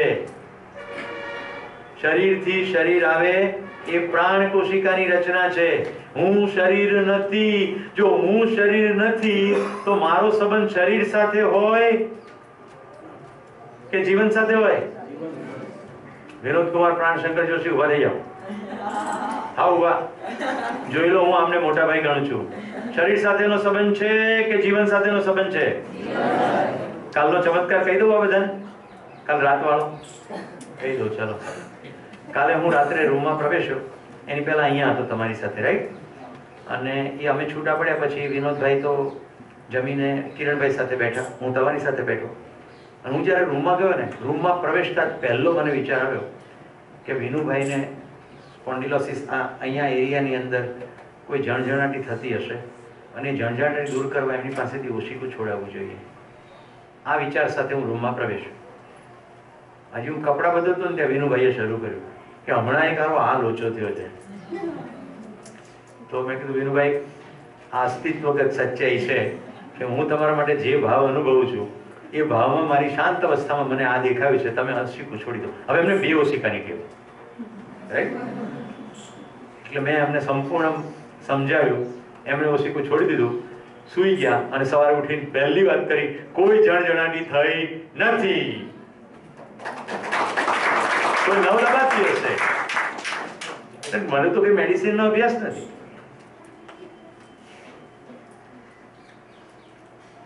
હમણાં કેટલી વાર એવું થયું છે કે તું મને યાદ કરતી હોય, આપણે બેને ટેક્સ્ટથી વાત થઈ હોય? ગણાય નહીં, right? Distance doesn't matter. Distance doesn't matter. જીવનનો જીવન સાથેનો સંબંધ. જીવન વિદ્યા કર્યા પર ખબર નથી પડતી કે આવું કેમનું થાય છે. હવે ખબર પડી ગઈ. હવે દેખાવા માંડ્યું, હવે વારંવાર થવા માંડ્યું, હવે વારંવાર અસંખ્ય લોકો સાથે થવા માંડ્યું, રાઈટ? અદિતિને મેં સામે બોલાવીને સામેથી બોલાવીને કહ્યું છે, અદિતિ, તારી સ્થિતિ જુદી છે શિબિરાર્થીઓનો. તારે હિમાલય આવવાનું છે. બીજા લોકો ઈચ્છા વ્યક્ત કરી છે પણ તારું લિસ્ટમાં નામ કેમ નથી? તારે આવવું છે, આવવાનું છે. એને કહ્યું કે પહેલા હું ગયેલી છું. પહેલા કોની સાથે ગઈ? ફરક પડે કે નહીં, રાઈટ? And Aditi enrolled. તો સામે વાળાની સ્થિતિની ખબર પડવા માંડે તો સંબંધ જીવનનો જીવન વચ્ચેનો છે. તો મિત્રો, માતા પિતા પુત્ર પુત્રી સંબંધ, તો જેની સાથે પુત્રીવત કે પુત્રવત ભાવ થાય તે પુત્ર કે પુત્રી, જેની સાથે માતા જેવો ભાવ થાય તે માતા, પિતા જેવો ભાવ થાય તે પિતા. કડી યુનિવર્સિટીની અંદર મારી એક ખુશ્બુ નામની દીકરી છે, ખુશ્બુ પરમાર. કોણ જાણે કેમ એને ખબર પડી ગઈ કે સુરેશભાઈને હું તો એનો સર થાઉં, કારણ કે તમારી વિદ્યાર્થીની હતી, કે એને હોસ્ટેલમાં ખાતા નથી બરાબર. મેસેજ કેવી રીતે મળ્યો હશે? હોસ્ટેલમાં બધું તીખું હોય એટલે હું જમવામાં થોડો રાઈસ લઈ લઉં અને થોડી દાળ ને એવું કરીને ઊભો થઈ જાઉં. મારા મનમાં એટલું ક્લિયર કે આપણે અહીંયા ખાવા નથી આવ્યા, થોડું ખાઈ લઈએ અને પેટ ભરાય ચાલે, બાકી ફ્રૂટ મગાવી લઉં, કેળા બેળા ખાઈ લઉં એટલે ચાલે. એ મેસેજ વિદ્યાર્થીઓ દ્વારા ખુશ્બુ સુધી પહોંચ્યો. ખુશ્બુ મને કે હું લઈ આવું તમારું ટિફિન? મેં કીધું હા લઈ આવો. પાછી થોડી વાર એને બ્રેકમાં એને કે પણ સર મને સંકોચ થાય છે. શું સંકોચ થાય છે? અમે પેલી પછાત જ્ઞાતિમાં છીએ. હું શું વાત કરે બેટા? કોઈ જ્ઞાતિ હોતી નથી. તારી અંદર જે ભાવ આવ્યો એ જ ઇમ્પોર્ટન્ટ છે. કોઈ જ્ઞાતિમાં મને રસ નથી બેટા, તું જ ભોજન લઈ આવે. દરેક વખતે ભોજન લઈ આવે. એટલું જ નહીં, હવે તમને પરમ આશ્ચર્ય થશે, મારા ઘરે જેવું ભોજન બને એવું ડિટ્ટો ટેસ્ટનું ભોજન એના ઘરે બને છે. સેમ ભોજન. અસ્તિત્વની અંદર બધી જ વ્યવસ્થા છે. કોઈ પોતાની નિષ્ઠાથી મટતું હોય તો ભોજન આવી જાય. ગઈકાલે શેરડીના સાંઠા ચાલીને મારા ઘરે આવી ગયા અહીંયા. પેંડા ખાધા તમે? બલોરનો શિબિર કરણ ક્યાં ગયો યાદ છે ને? હણોલથી વિનુભાઈ માંડવિયા 5 કિલો પેંડા લઈને આવ્યા કે બધા શિબિરાર્થીઓને પેંડા જમાડવા. ક્યાં? હણોલ, સૌરાષ્ટ્રમાં. મેં કીધું પણ તમે આટલું બધું લાંબુ, બસ કે તમારી સાથે 2 કલાક બેસવું છે. બેઠા, બીજે દિવસે સવારે 4 વાગે ઉપડી ગયા પાછા હણોલ. સંબંધ સમજાઈ જવો જોઈએ. ઉંમર ઇમ્પોર્ટન્ટ નથી. વર્ષો પહેલાની વાત છે, રાજકોટ નામનું શહેર, હું એક કાર્યક્રમ સ્ટુડન્ટનો SIP student induction programme institute of company secretaries of India's માટે દ્વારા થાય, હું ગયો. મેં એવી સૂચના આપી રાખી હતી કે હું તો એક દિવસ ચલાવીશ, પછી મારા જુનિયર ટ્રેનરો 6 દિવસ ચલાવશે, પણ બપોરે આપણે બધા ડબરાથી ભોજન કરીશું. અમે ત્યાં વ્યવસ્થા એવી કરી હતી બપોરે સંસ્થા તરફથી બધાને ભોજન મળે. પણ મેં કહ્યું પહેલો દિવસ હું આવવાનો છું અને બધા પોતાને ઘરેથી ટિફિન લઈને આવે, કારણ કે મારા મનમાં એક એક્સરસાઇઝ હતી કે બધા સાથે મળીને પ્રોફેશનમાં કામ કરે, પ્રોફેશનમાં દમ આવે, તો એના માટે આપણે સાથે મળીને જમીએ. મીરા આટલો મોટો ડબ્બો લઈને આવી, ઓકે, અને બધાને ભાવપૂર્વક પીરસે. હવે હું મીરાને પહેલી વાર જ મળતો હતો. મેં કીધું મીરા, તને એવું શું થયું કે આટલા 50 જણાનો તું શીરો લઈ આવી? મને કે સર તમારી સૂચના મળી ત્યારે મને એક એવો વિચાર આવ્યો કે રાજકોટના કેન્દ્રમાં તો લોકો બહારથી આવ્યા છે, આખા સૌરાષ્ટ્રમાંથી, કોઈક ધર્મશાળામાં રહ્યું હશે, કોઈક મંદિરમાં રહ્યું હશે, એ તો ટિફિન કેવી રીતે લાવે? એ લોકો શું લાવશે? એટલે મને થયું કે બધા વતી હું લઈ આવું. નંબર 2, કદાચ ક્યાંકથી સેન્ડવિચ કે બિસ્કિટ એવું કશુંક લાવશે તો એમને પૂરતું પોષણ નહીં થઈ પડે. મેં એની અંદર માનો પ્રેમ જોયો. તો મેં એને કહ્યું તું તો મીરા માં જેવી છો. સાંજ પડી, જો મીરા માની કાર્યક્રમ, એને મારા પ્રત્યે એટલો બધો પ્રેમ થયો, કોઈ કમ્યુનિકેશન નહીં, પહેલા કે પછી ક્લાસમાં બધા વિદ્યાર્થીઓ સાથે જેટલી વાત થાય, કોઈ મીરા સાથે અંગત વાત પણ નહીં. બ્રેક સુધી આટલું જે થયું તે જ. સાંજ પડીને એટલે કે મારા પપ્પા તમને મળવા આવ્યા. નીચે ઉતર્યો હોટલમાં, જ્યાં પ્રોગ્રામ હતો ત્યાં. એના પપ્પા હતા કે મને ખબર પડી ત્યાંના જે કોઓર્ડિનેટર હતા કે તમે ફલાણી હોટલમાં ઉતર્યા હતા, તો મેં તમારું ત્યાંથી ચેકઆઉટ કરી નાખ્યું છે, તમારો સામાન ત્યાંથી પિકઅપ કરી લીધો છે અને તમારે મારા ઘરે ઉતરવાનું. મેં કીધું એવું ના થાય, સાંજે બધા કંપની સેક્રેટરી વાળા સાથે મારે મિટિંગ છે અને ઘરની અંદર એટલું બધું 25-30નું ધામચડું ના હોય, એટલે હોટલમાં હું રહ્યો હતો. તમારો પ્રેમ મંજૂર, પણ હું આ બધું વ્યવસાયિક કામ ઘરે કરવાની તો નથી ને, એને કારણે ઘરના બધાને પરેશાન કરવાનું નથી. તો કે તોય કંઈ વાંધો નહીં, મારે એક જ ફોન કરવાનો છે. મારા ઘર પાસે એક બીજી હોટલ છે. કોઈ વાત એમણે સાંભળી જ નહીં ને. સામાન ત્યાં શિફ્ટ થઈ ગયો, જમવાનું મીરાને ત્યાં થયું અને મીરાએ મને નીકળતા વચન લીધું, રાજકોટ આવશો તમે હવે કદી હોટલમાં ઉતરશો નહીં.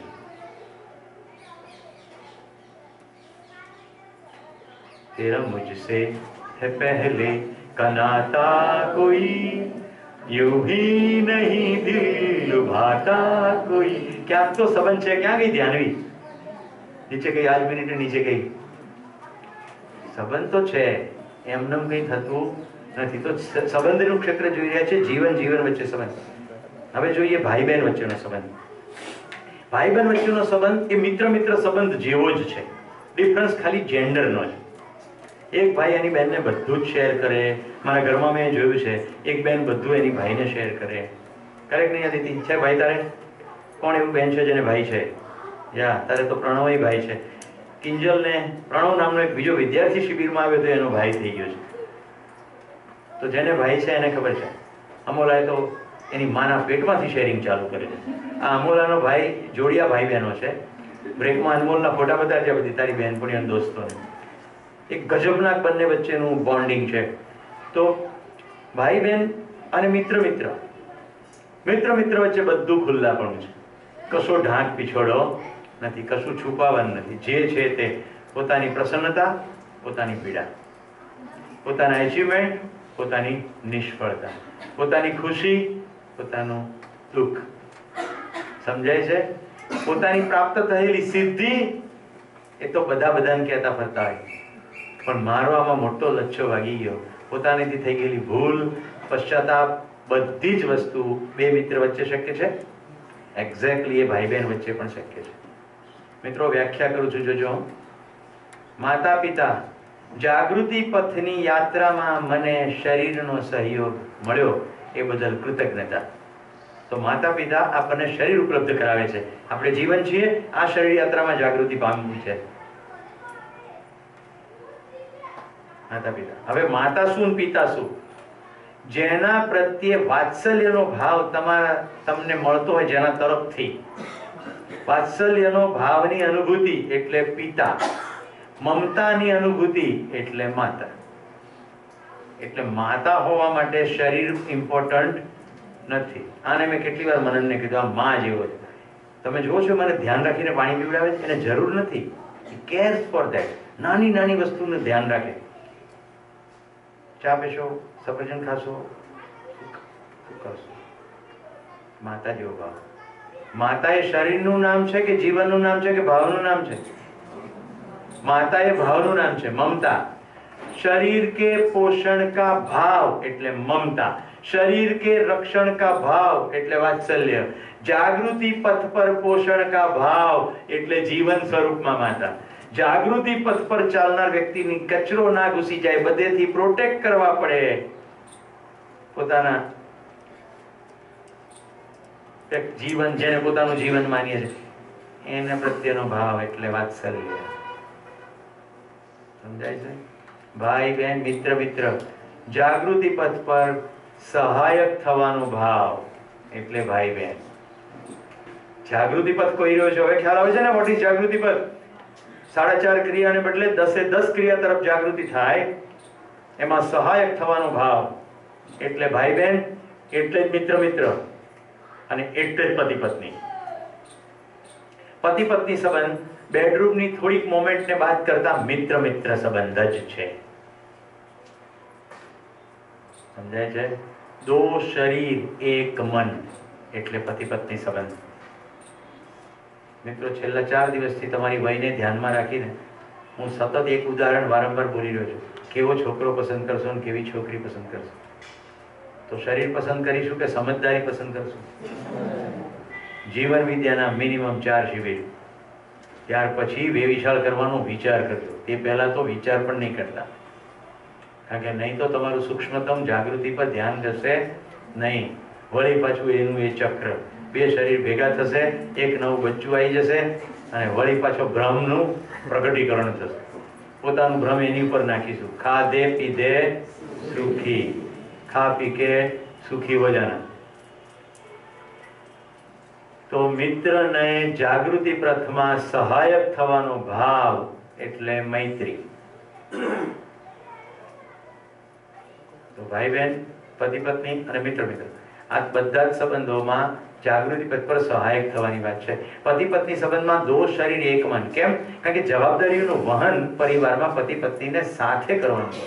બીજા બધા સંબંધોમાં જવાબદારીનું વહન સાથે નથી. કે મને હું તને મારો મિત્ર માનું, તો તારા ઘરની જવાબદારીનું વહન હું કરી નથી રહ્યો. ગેસનો સિલિન્ડર ખૂટ્યો તો શું કરવાનું એ મારી જવાબદારીના ક્ષેત્રમાં આવતું નથી. એટલે દો શરીર એક મન નહીં થાય. પણ પતિ પત્ની સંબંધમાં દો શરીર એક મન, કારણ કે જવાબદારીનું વહન સાથે કરવાનું છે. બાળકના ઉછેરની જવાબદારીનું વહન, એના શિક્ષણની જવાબદારીનું વહન, અને સંસારમાં જે જે ઘટનાઓ પરિવારમાં ઘટતી હોય એ તમામ વખતે જવાબદારીનું વહન. પતિ પત્ની સંબંધ દો શરીર એક મન. બોલો હેતલબેન, કોને પરણશો? Wonderful. Can we appreciate Hetal? સમજદાર વ્યક્તિ. એટલે હવે તમે છોકરીઓ શું કરશો ખબર? ઇન્ટરવ્યુ લેવાનું થશે ને એટલે કહેશો જીવન વિદ્યા શિબિર કર્યો તો જય હિન્દ આવજો. એવું ના કરતા, કારણ કે બધાને એવી ખબર નથી. પણ જો બોયફ્રેન્ડ ગર્લફ્રેન્ડ ચક્કર અત્યારે ચાલતું હોય તો એને લઈને નેક્સ્ટ શિબિરમાં આવજો. તમારો કહેવાતો બોયફ્રેન્ડને ખ્યાલ આવી જાય. મને બ્રેકમાં ખબર પડી કે તમારે બધાની અંદર પ્રેમ વિશે ખૂબ બધી કાલે વાતો થઈ છે. 2:30 વાગ્યા સુધી ગોષ્ઠી તમારી રાત્રે ચાલી. એટલે મેં આજે હેતુપૂર્વક તમારું ધ્યાન ખેંચ્યું છે. હું માનું છું પ્રેમ વિશે લગભગ સ્પષ્ટતા થઈ જ ગઈ હશે, પણ છતાં હમણાં મૂલ્ય જોઈશું એટલે કરશું. ગુરુ શિષ્ય. હવે વોટ ઇઝ ગુરુ શિષ્ય? જેને શિષ્ય માનીએ એને જાગૃતિ પથ પર લઈ જવાનો ભાવ, જાગૃતિ પથ પર માર્ગદર્શન કરવાનો ભાવ. તુજકો ચલના હોગા, તુજકો ચલના હોગા. તારે તો આવવું પડશે અદિતિ, નહીં ચાલે. ગુરુ શિષ્ય ભાવ. ઓકે, ગુરુ શિષ્ય થવા માટે ઉંમર ઇમ્પોર્ટન્ટ ખરી? ના. આ તો ખ્યાલ આવી ગયો છે ને. જેની પાસેથી માર્ગદર્શન મળે તે તમામ ગુરુ. નાના પણ હોઈ શકે, મોટા પણ હોઈ શકે. શરીર તો છે જ નહીં ઇમ્પોર્ટન્ટ, જેન્ડર પણ ઇમ્પોર્ટન્ટ નથી. છોકરી પાસેથી શું શીખવા મળે? આવા ભ્રમમાંથી બહાર આવી જવાનું. છોકરાઓ બધા કોલેજ વાળા, વુમન એમ્પાવરમેન્ટ મારી દ્રષ્ટિએ એક નંબરનો બકવાસ છે. They are already empowered. Chance તો આપો. બધેથી બાંધીને રાખી છે, આમ નહીં કરવાનું, તેમ નહીં કરવાનું, તારે જિંદગી નિર્ણય બધા હું લઉં. મને આનાથી હાસ્યાસ્પદ વસ્તુ જ કઈ નથી લાગતી. છોકરીની જિંદગીના નિર્ણય એનો બાપ લે કે એની માં લે, એનાથી વધારે શું હાસ્યાસ્પદ હોય? ખરેખર એ બહેનને જે માં થઈ છે એને ખબર પડી જવી જોઈએ પોતાની અંદર ડોક્યું કરીને કે હું કેટલી કેપેબલ છું. જે સ્ત્રી ઘર ચલાવવામાં સંપૂર્ણ કેપેબલ છે એ પતિને તાણ લાવવા દેતી નથી. એને એટલો આત્મવિશ્વાસ દીકરી વિશે હોવો જોઈએ કે મારી દીકરી પહોંચ વળેગી. આપણે તો એક કોમન ડાયલોગ છે, એ છે ને પારકીમાં તારા કાન વીંધશે, અહીંયા શીખી જા નહીં તો ભારે પડશે. કહે છે કે નહીં? એવું તમારા લખતરમાં કહે છે? ગામડામાં હું તો સૌરાષ્ટ્રનો છું એટલે મને ખબર છે કયા સ્ટાન્ડર્ડ ડાયલોગ હોય. કુએ પડજે પણ પાછી ના આવતી. કેમ કે બીજી સંભાવના નથી. જિંદગીનું અંતિમ લક્ષ્ય પરણી જવાનું જ છે.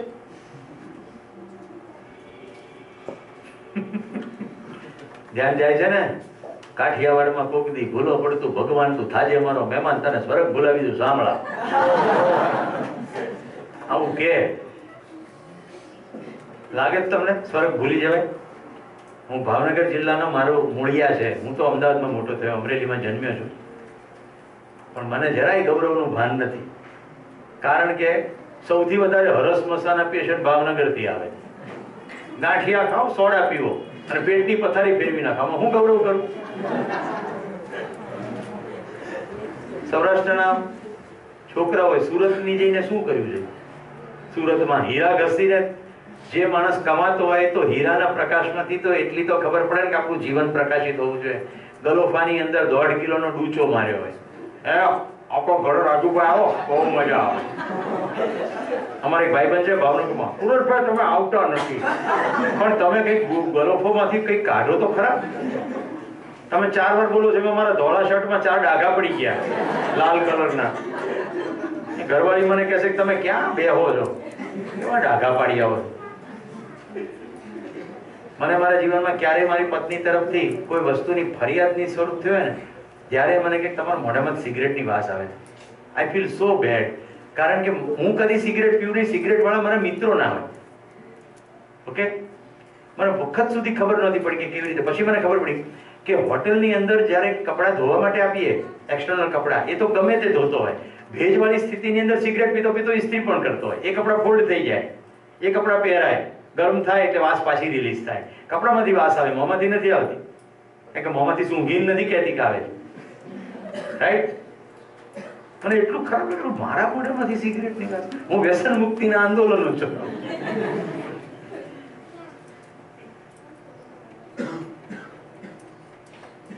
સમજાય છે ને? કયા સંબંધ આવે? ગુરુ શિષ્ય, પછી સાથી સહયોગી. શરીર શ્રમની અંદર સહયોગ એ તો ખરો જ, અને જાગૃતિ પથમાં પણ સહયોગ. તો મિત્રએ મિત્રની કાળજી કરવી પડે, શરીર સંદર્ભે પણ કરવી પડે અને જાગૃતિ પથમાં પણ કરવી પડે. એટલે કહેવું પડે કે ગોષ્ઠીમાં નહોતા આયા, હે પરમ મિત્ર મોલા. હા, કે મેં તો પિક્ચર જોયેલી છે. મને કે તમે મને જ કીધું તું, મને ખબર પડી ગઈ, હવે જાહેરમાં કહું છું. મેં કે હવે બધા એ સ્થિતિએ પહોંચી.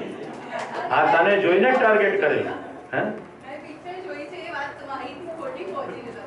ઓકે, તો એ પાછું ખેંચી લઈએ. પણ ગોષ્ઠીમાં તો નહોતા જ આયા ને, ગોષ્ઠીમાં તો નહોતા જ પધાર્યા.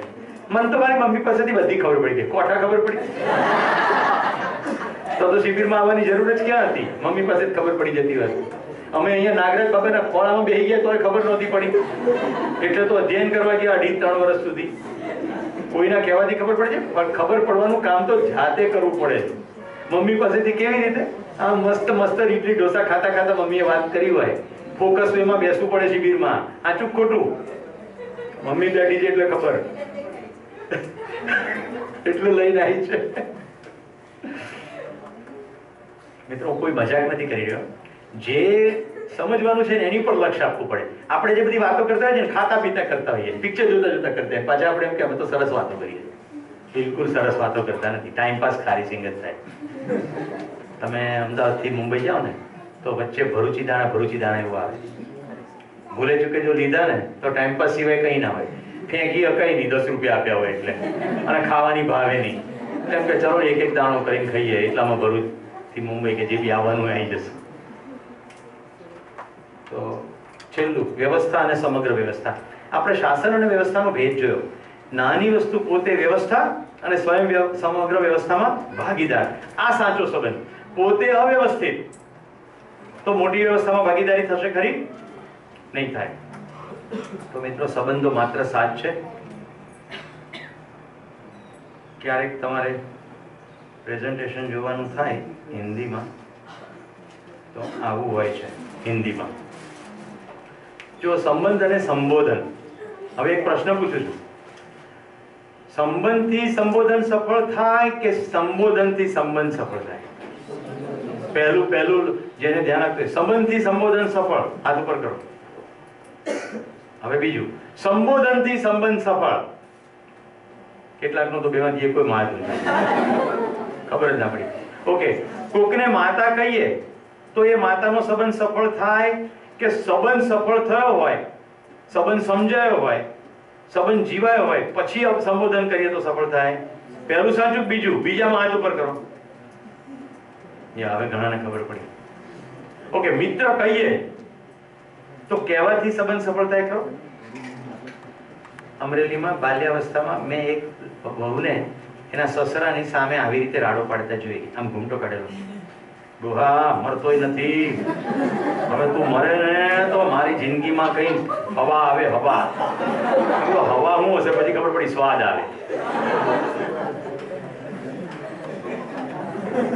આમ લાજ કાઢેલી છે. સૌરાષ્ટ્રમાં આમન્યા કહે એને, લાજ કાઢવી એટલે. અને ગાળો દે. તમારો બાપ એમ કે એટલે શું થાય? સન્માન છે. સંબોધનથી સફળ સંબંધ ના થાય, સંબંધ સમજાય તો સંબોધન સફળ થાય. કેટલી છોકરીઓના પપ્પાને પોપ્સી કહેતી હોય. પોપ્સી, પોપ. હવે એમોલા મને કે બાપુજી. હું મારા પપ્પા બાપુજી જ કહું છું. મને સારું લાગે. તું કે બાપુજી બહાર ગયા છે, બાપુજી આવવાના નથી. બાપુજી પૂછું, બાપુજી બોલો ગમે તે, અંદર સંબંધનો અહેસાસ હોવો જોઈએ. મને યાદ છે એકવાર ડીસા ગયો હતો તો વિનોદભાઈના મમ્મીનું નામ લક્ષ્મીબેન છે. તો વિનોદભાઈની દીકરીને તો દાદી થાય ને તો શું કહે ખબર? લક્ષ્મી, તું હમણાં બહુ બગડી ગઈ છે દાદીને. પણ એટલો લાડ કરતા કરતા કે આપણે બિલકુલ ખબર પડે કે સંબંધ સફળ થયેલો છે. આ બધી મજાક મસ્તી થઈ રહી છે બોલવામાં.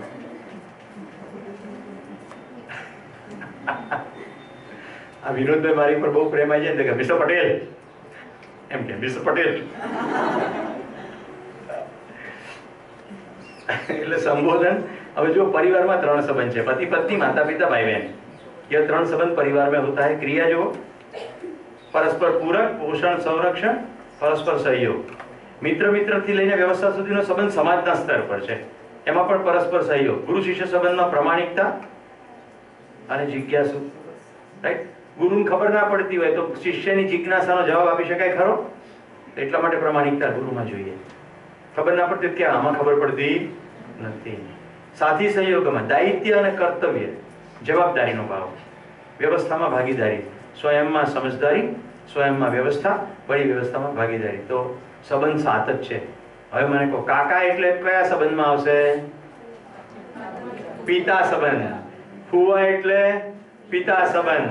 મામા એટલે પિતા સંબંધ. માસા એટલે પિતા સંબંધ. સમેટાઈ ગયા બધા? પિતા જેવો ભાવ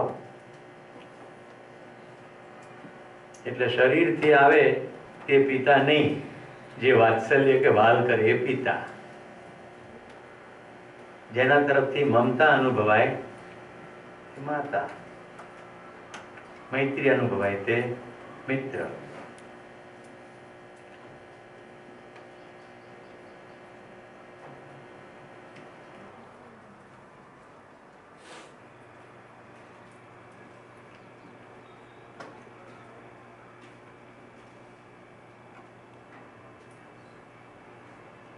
સૌને વંદન. આ પ્રસંગે વાત કરવાની મને તક આપી છે. કોઈ જીવન વિદ્યાનો કન્સેપ્ટ નથી. તુષાર શુક્લ. શાશ્વત જે સંગાત છે, સંગાત શબ્દ જ મને બહુ ગમતો શબ્દ છે. મારા એક ગીતની પંક્તિ છે બાપુ, એમાં મેં એનો ઉપયોગ કર્યો છે આ સંગાતનો. સંગાથે સુખ શોધી રચીએ હેત ફુફાળો માળો. દાંપત્યનું બીજું નામ સંગાત. હજુ અહીંયા જુનાગઢ જેવા વિસ્તારોમાં તો મકાનના આર્કિટેક્ટ એટલું ધ્યાન રાખે છે કે પંખીઓ આવી જઈ શકે છે. સમાજ જીવન પણ એવું છે કે દાદા દાદીની તસવીરો ભીત ઉપર હોય છે. મહાનગરોમાં હવે લુપ્ત થતું જાય છે. ઘરની ડિઝાઇન પણ એવી બને છે કે જેમાં પંખીઓને આવવા જવાની જગ્યા નથી, અને પંખીઓ જેને માટે આવતા ઘરમાં પેલા દાદા દાદીના ફોટાની પાછળ માળો બાંધવા, એ હવે ફોટાને પણ જગ્યા નથી. હવે ઘર આપણું હોય છે અને ડિઝાઇન ઇન્ટિરિયર ડિઝાઇનર કે એ પ્રમાણે થાય છે. અને ઇન્ટિરિયર ડિઝાઇનરને આપણા બાપ દાદાના ફોટાની ફ્રેમ દિવાલના રંગ સાથે અનુકૂળ નથી લાગતી. એટલે પહેલું જ એમ કે છે કે આ હટાવી લ્યો. દાદા દાદીને તો હટાવી જ લીધા છે, હવે આ ફોટોની ફ્રેમ પણ દૂર કરી દો. અસલ તો એ ફોટાની પાછળ ચકાચકી માળો બાંધતા, એ જોવાનું હવે નવી પેઢીને મળ્યું નથી, અને એટલે જે સંબંધનો અર્થ સમજતા નથી. જેમણે ચકાચકીને માળો બાંધતા જોયા છે એમને ખબર હશે કે બંને ઉડે છે, બંને ઉડી ઉડીને તણખલા લાવે છે. ચકાને ચકીના માળામાં બેઉની પસંદગીના તણખલા હોય છે, કોઈ એકના આગ્રહના તણખલા નથી હોતા. એટલે એમનો માળો લાંબો ટકે છે. એમને વાસ્તુ પૂજન ને ગ્રહ શાંતિ ને ગૃહ શાંતિની જરૂર નથી પડતી. આપણને વારંવાર પડે છે. બધું જ કરાવ્યું હોય છે તો પણ કેટલા બધા પ્રશ્નો નડે છે. આપણને સમજાતું નથી કે આ શું નડે છે. કુદરતભાઈ બહુ સુંદર કીધું, આંટી મૂકી દેવી જોઈએ. બેઉ જણા આંટી મૂકી દે તો આ થાય. આપણી પહેલી બાળ વાર્તા એ રીતે મહત્વની હતી. આપ સૌએ એ વાર્તાથી બાળપણ શરૂ કર્યું છે, વાર્તા સાંભળવાનું પણ શરૂ કર્યું. એક હતો ચકો ને એક હતી ચકી. ચકી લાવી ચોખાનો દાડો, ચકો લાવ્યો મગનો દાડો. એ વખતે તો વાર્તા આમ કાન પાસેથી પસાર થઈ ગઈ. હું પણ એ સમજાયું કે કેટલી મોટી વાત કહી હતી. અહીંયા પણ કોઈ એક જ જણની આજ્ઞા કે કોઈ એક જણનું આધિપત્ય નથી. ચકો ને ચકી બંને ઉડે છે, બંને પોતાની ઈચ્છા પ્રમાણે ચોખાનો દાણો મગનો દાણો લાવે છે. એમના ઘરમાં જે ખીચડી બની છે એમાં બંનેની પસંદગી છે, બંને લાવેલા ચોખાના મગનો દાણો છે, અને સૌથી સુપાત છે એવી ખીચડી જ બનાવી છે એ લોકોએ કે જેથી બચાવવાની પણ અઘરી ન પડે. પણ જેવું બેમાંથી એકને એટલે કે ચકાને ઈચ્છા થઈ કે હું એકલો આ ખાઈ જાઉં, એટલે કાળિયો પુત્રો પ્રવેશે છે. જિંદગીમાં બંનેની પસંદગીનો આદર, વ્યક્તિત્વ અને અસ્તિત્વ બંને, આ બંનેના પતિ પત્નીના અલગ અલગ જ હોય છે. એનો આદર કરતા શીખવું પડશે. આપણું બહુ સરળતાથી પાનના ગલ્લે પિચકારી મારી દેવાય એવી રીતે બોલાતું વાક્ય છે આઈ લવ યુ. આમ જુઓ તો મંત્ર વાક્ય છે. પૂરી પ્રતિબદ્ધતાથી બોલવું હોય તો કદાચ જીવન ટૂંકું પડે. અંગ્રેજી વાક્ય રચના છે, એમાં પ્રથમ આઈ છે. કહેવું તો એ છે કે હું તમને ચાહું છું, ઓળઘોળ છું જેના ઉપર, એને કહેવું છે. પણ છતાં પેલો આઈ તો પહેલો જ આવે છે ને કેપિટલ જ આવે છે. હું ઓગાળવો સહેલો નથી. જેને ચાહો છો એ તો યુ છે, વાક્યમાં સૌથી છેલ્લે છે. તો પણ આ આઈ અને યુની વચ્ચે લવ છે. આ લવ એ સેતુ છે અને એ જીવનનો હેતુ છે. તો આ વાક્ય મંત્ર વાક્ય બને છે, અને તો એ બોલવા માટે પ્રતિબદ્ધતા જોઈએ. દાંપત્યની જે આખી પ્રક્રિયા લગ્નની વિધિ છે એમાં સાતની પ્રતિજ્ઞા આપ સૌ જાણો છો. સખી સપ્તપદી ભાવ એમ કેવું છે, 7 પગલા સાથે ચાલીને આપણે એકમેકના મિત્ર થયા. આ ભારતીય પરંપરા. આ પશ્ચિમની સમજ તો હવે આપણને ઉદાહરણની મળી એટલે આપણે રાજીપો કરીએ છીએ. પણ આ દેશે પણ ક્યાંય યાજ્ઞવલ્ક્ય ઋષિને 2 પત્નીઓ. એક દિવસ યાજ્ઞવલ્ક્ય ઋષિને પૂર્ણતાનું જ્ઞાન થયું. એમણે નક્કી કર્યું કે હવે જવાનો સમય આવી ગયો, રાઈટ? જવાનો એટલે આ બધી સુવિધાઓની અંદર જે લિપ્ત હતા એ છોડવાનો સમય આવ્યો. એટલે એમણે એમની પાસે જે કંઈ ગાયો વગેરે હતું એના 2 ભાગ પાડી દીધા. બંને પત્નીઓને બોલાવી કે આ બંનેની વચ્ચે અડધોડ. એમાંથી એક પત્ની મૈત્રેયી કહે છે કે તમે ક્યાં જાઓ છો? તો કે હું નિર્વાણ માટે, બોધ માટે જાઉં છું, રાઈટ? નિર્વાણ જ્ઞાન માટે જાઉં છું. કારણ કે આમાં સુવિધામાં સુખ નથી એ ખબર પડી ગઈ. શબ્દો એવા નહીં હોય, આ તો જીવન વિદ્યાના શબ્દો પૂરી જોયું. પણ આ મને નિરર્થક લાગ્યું છે. એટલે હવે જો બેમાંથી આ પત્ની મૈત્રેયી શું કહે છે? જે તમને નિરર્થક લાગ્યું છે તે તમે મને આપીને જાઓ છો? તમારી જો શોધ સાર્થકતાની હોય તો હું તમારી સાથે છું, બીજો ભાગ પણ એને આપી દો. અને મૈત્રેયી એની સાથે ચાલી નીકળે છે. આપણી પાસે ઉત્તમ ઉદાહરણો છે. આ જે આશ્લાયન ગૃહ સૂત્રના અંદરથી સપ્તપદીની પ્રતિજ્ઞા નીકળી છે, એમાં છેલ્લું પગલું ભરીને આ જે તુષારભાઈ બોલ્યા, છેલ્લું પગલું ભરતી વખતે કહે છે આ પગલું ભરીને તું મારી મિત્ર થા. દરેક પગલું સ્ટેપ વાઇઝ છે કે સંતતિને માટે ભર. મિત્રો, તમારી કોલેજ કાળમાં જે મહત્વનો મુદ્દો છે હું તમને ધ્યાનપૂર્વક સમજાવી રહ્યો છું. પતિ પત્ની સંબંધની અંદર પશ્ચિમની આખી કન્સેપ્ટ, યૌન એટલે સેક્સ, પુરુષ અને સ્ત્રી વચ્ચેના સંબંધને સેક્સની જરૂરિયાતની પૂર્તિ કરવાનું સાધન ગણ્યું. Licence four sex. यौन इच्छा की तृप्ति का साधन यानी पति पत्नी संबंध. હવે જોજો જે વિદ્યાના પ્રકાશમાં यौन पीड़ा से मुक्ति का साधन यानी सेक्स. શરીરની એક જરૂરિયાત છે, એના સાથે સંકળાયેલી સંવેદનાત્મક પીડા છે, એમાંથી મુક્તિનું સાધન એનું નામ સેક્સ. કેટલો બિંદુ બદલાઈ જાય છે શરીર અને જીવન થાય. તો મિત્રો, જે સુખી લગ્ન જીવનો છે એ બધામાં કમ્પેનિયનશિપ સાથે હોવાના સુખની વાત છે.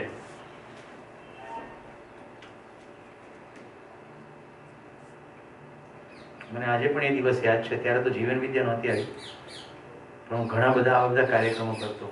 અને જે દિવસે અક્કલ આવી ને ત્યારે મેં મારી પત્નીને સામે જોઈને આવું કહ્યું હતું, આજથી હું તને ચાહું છું, આ છાતી ઉપર તું ચુંબન નહીં કરી શકે, માથાએ પટકી શકે.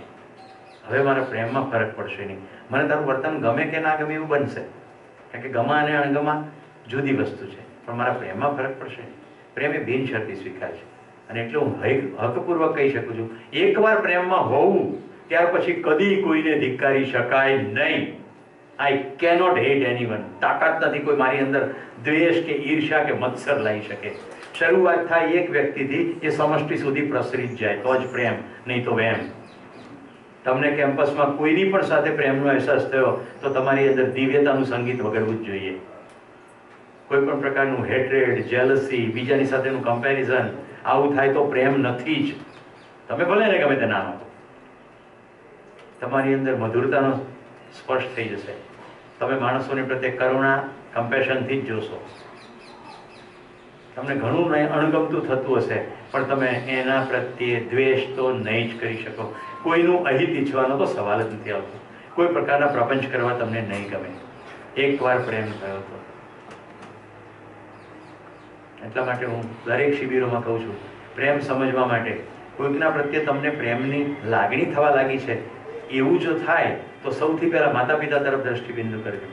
કારણ કે 20-20 વર્ષ સુધી એના ખોળામાં તમે મોટા થયા છો. જો એ પ્રેમનો અનુભૂતિ નથી થઈ તો આ વેમ છે એવું સમજો.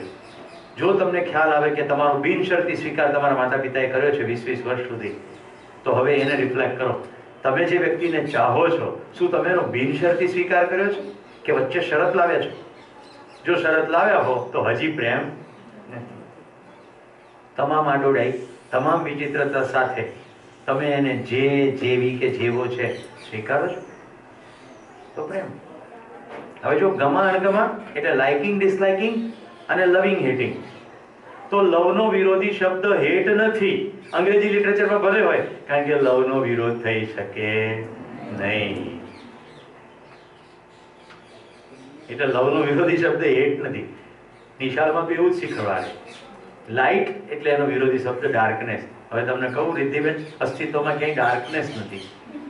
અસ્તિત્વમાં ક્યાંય અંધારું છે જ નહીં. પ્રકાશના અભાવની સ્થિતિનું નામ અંધારું છે. લગાડો તાકાત તમારી મારી સામે દલીલ કરવાની. અસ્તિત્વમાં ક્યાંય ઠંડી છે જ નહીં, ઉષ્મા જ છે. ઉષ્માના અભાવનું નામ છે, ખાલી સ્થિતિનું નામ છે ઠંડી. ઉષ્માને લઈ જઈ શકાય, ખસેડી શકાય, વધેરી શકાય, ઓછી કરી શકાય. અંધારામાં કરી શકશો આમ? પ્રકાશ વધારી શકાય. આટલા લ્યુમેન 40 વોટનો બલ્બ 60 વોટનો, એમાં થાય પ્રકાશમાં વધઘટ થાય, પ્રકાશ ખસેડી શકાય, એની સાથે ડીલ થાય. અસ્તિત્વમાં જે હોય ને એની સાથે ડીલ થાય. આ પેન છે તો એનાથી લખાય કે તોડાય કે ગમે તે કરો, કાનમાં હળી કરો છે એટલે એની જોડે કંઈક થાય, યુઝ થાય, મિસયુઝ થાય, એબ્યુઝ થાય. તે છે જ નહીં. અસ્તિત્વમાં અંધારું નથી, અસ્તિત્વમાં ધિક્કાર નથી, અસ્તિત્વમાં દુઃખ નથી. અસ્તિત્વ નિત્ય ઉત્સવ છે, નિત્ય પ્રવર્તમાન પ્રસન્નતા છે, સુખ છે. અસ્તિત્વ નિત્ય સુખ છે. આપણે આંખો બંધ કરીને બેઠા છીએ એટલે અસ્તિત્વમાં દુઃખ દેખાય છે નહીં. સુખ કા ના હોના उस स्थिति का नाम है दुख. વ્યવસ્થા જ છે, અવ્યવસ્થા ક્યાંય છે નહીં. સમજણ નથી પડતી. એટલે મારા મધરને બ્રેસ્ટ કેન્સર થયું. મેં ડૉક્ટર પટેલને પૂછ્યું કે મારી માં તો બધું વ્યવસ્થિત ખાતી હતી, એને કેમ કેન્સર થયું? એક તો મેં કારણ કહ્યું છે, પેસ્ટિસાઇડ્સ ઇઝ અ સોર્સ. મેં કીધું આટલા વર્ષ સુધી આટલી તંદુરસ્ત રહીને અત્યારે થયું? મને કે કારણ કે અમારા બંનેની બહુ ગાઢ મૈત્રી છે, નહીં તો બીજા ડૉક્ટર તો કેવી નહીં. અમારી બંનેની આધ્યાત્મિક મૈત્રી, નહીં તો એકદમ ઉખડ બોલે અને હું શિષ્ટ ભાષામાં બોલતો. મને કે જવાને કોઈ કારણ તો જોઈએ. જીવન વિદ્યામાં સુંદર રીતે કહ્યું છે, જૂના જીર્ણ શરીરો ખતમ થાય, મસાલો તો અહીંયાથી જ આવવાનો છે, બહારથી ક્યાંક આવવાનો. આ જ ચોપ્સન કાફેટેરિયા છે. Carbon, hydrogen, oxygen, phosphorus, sulphur, nitrogen, calcium, ferrous and trace element. Chopsun cafeteria. આની અંદર ઉજાણી ચાલી રહી છે. અત્યારે મારા શરીરમાં ઉજાણી ચાલી રહી છે, બેક્ટેરિયા, યીસ્ટ બધાની. પણ અત્યારે મારા સેલ પાવરફુલ છે. જે દિવસે એ પાવરફુલ થાય ને એટલે અમલા બેન તરત કે ચલો સુઈ જાઓ, વાયરલ ફીવર, ચલો થોડી દવા આપો એટલે તમારા સેલને લડાઈ કરવાનું ફાવે. જે દિવસે એ વિજેતા થઈ જાય એ દિવસે રોગ. બાકી ઉજાણી તો ચાલી જ રહી. ખરું ખોટું? તમે આમ કરીને સ્કાલ્પેલ લઈને સેમ્પલ લો છો, યુરિનરી ટ્રેક ઇન્ફેક્શન, યુટીઆઈ થાય, યુરિનમાં લોચો જ ભાઈ. કાઢવાઈને તાવ આવે છે, જાઓ બ્લડ સેમ્પલ મોકલો, અરે મેલેરિયા છે. બધા જમ્સ તો આટા મારી જ રહ્યા છે. આપણી રોગ પ્રતિકારક શક્તિ વધારે હોય ત્યાં સુધી રોગ ના થાય. આવું સાદી ભાષામાં કહીએ. 3 વાક્યો ફરી બોલું છું. અસ્તિત્વમાં ક્યાંય અંધારું નથી, પ્રકાશ જ પ્રકાશ છે. અસ્તિત્વમાં ક્યાંય ઠંડી નથી, ઉષ્મા જ ઉષ્મા છે. અસ્તિત્વમાં ક્યાંય દુઃખ નથી, સુખ જ સુખ છે. અસ્તિત્વમાં ક્યાંય અવ્યવસ્થા નથી, વ્યવસ્થા જ વ્યવસ્થા છે. અસ્તિત્વમાં ક્યાંય અંધાધુંધી નથી, નિયમ જ નિયમ છે. ખાલી જોવાની જ વાત છે. નિયમ જુઓ, પ્રકાશ જુઓ, સૌંદર્ય જુઓ, જોવાની વાત છે. વાત તો છે ખાલી હોવાની અને જોવાની. સમજાય તો પૂરું થઈ જાય રોવાનું, અને સમજાવવામાં ક્યાં કશું ખોવાનું. ખાલી જોવાનું.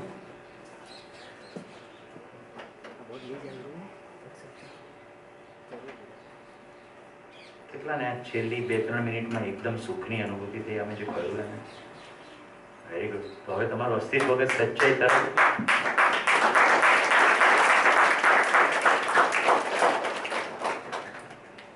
તો જો બ્રહ્મ છે ને, ઈશ્વર છે, એ પરમ આનંદદાયી છે એમ કે છે, રાઈટ? એમ કે છે પરમ સુખ છે. તો બોલો ઈશ્વર ક્યાં છે? અહીંયા છે કે અહીંયા છે? કાલે ઈશ્વર દર્શન કરાવીશ. આજે ભૂત પ્રેત જોયા ને, કાલે ઈશ્વર.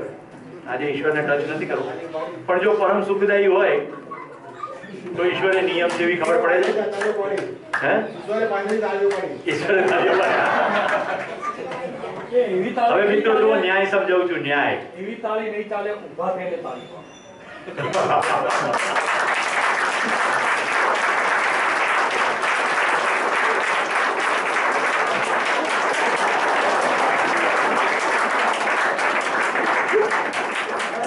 આ તો મારી શરૂઆત હતી. મેં પહેલું વાંધન તમને આપ્યું, એ તો પાણીદાર પણ એની મેં વાંધન આપ્યું. બધી ગાડો વધે છે. આજે પહેલું અંદર તમને આપ્યું એટલે કીધું સહેજ આવ્યું થાય.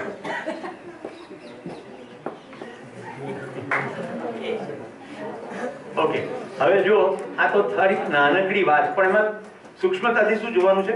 મેં તમારી સામે અસ્તિત્વગત સચ્ચાઈ મૂકી અને તમે એને સ્વીકારી.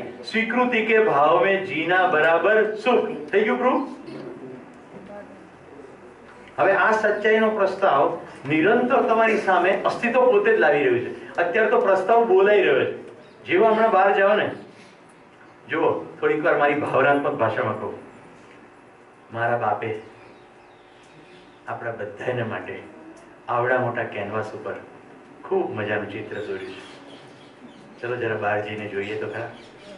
આકાશ રંગીન થવા લાગ્યું છે અને આ મારો બાપ રોજ નવું ચિત્ર કેનવાસ પર દોડે છે. ઉભવા માટે, કંટાળવા માટે ક્યાં જગ્યા છે? કંટાળો આવે છે શેનો? કોઈ સૂર્યોદય સેમ નથી, કોઈ સૂર્યાસ્ત સેમ નથી, કોઈ ચંદ્રોદય સેમ નથી, કોઈ બગીચાનો પત્તું સેમ નથી. જરા એ દ્રષ્ટિથી તો જોઈએ. જો તમને જોતા આવડી જાય ને તો આ ધ્યાનવીનું આ ક્લાસમાં હોવા માત્ર કેટલું સુખદાયી છે. ખાલી જોવા માત્રથી કે ખ્યાલ આવે કે આપણી વચ્ચે નાની ઉંમર છતાં કોઈ કેવી સ્થિતિની વ્યક્તિ બેઠી છે. ધ્યાનવી, મારે તો દરેક શિબિરમાં હવે તારી હાજરી જોઈ છે બેટા. અમે એને બ્રેકમાં પૂછ્યું કે તું મને કેવી રીતે ઓળખે છે? એને કેવી રીતે બતાવી દો.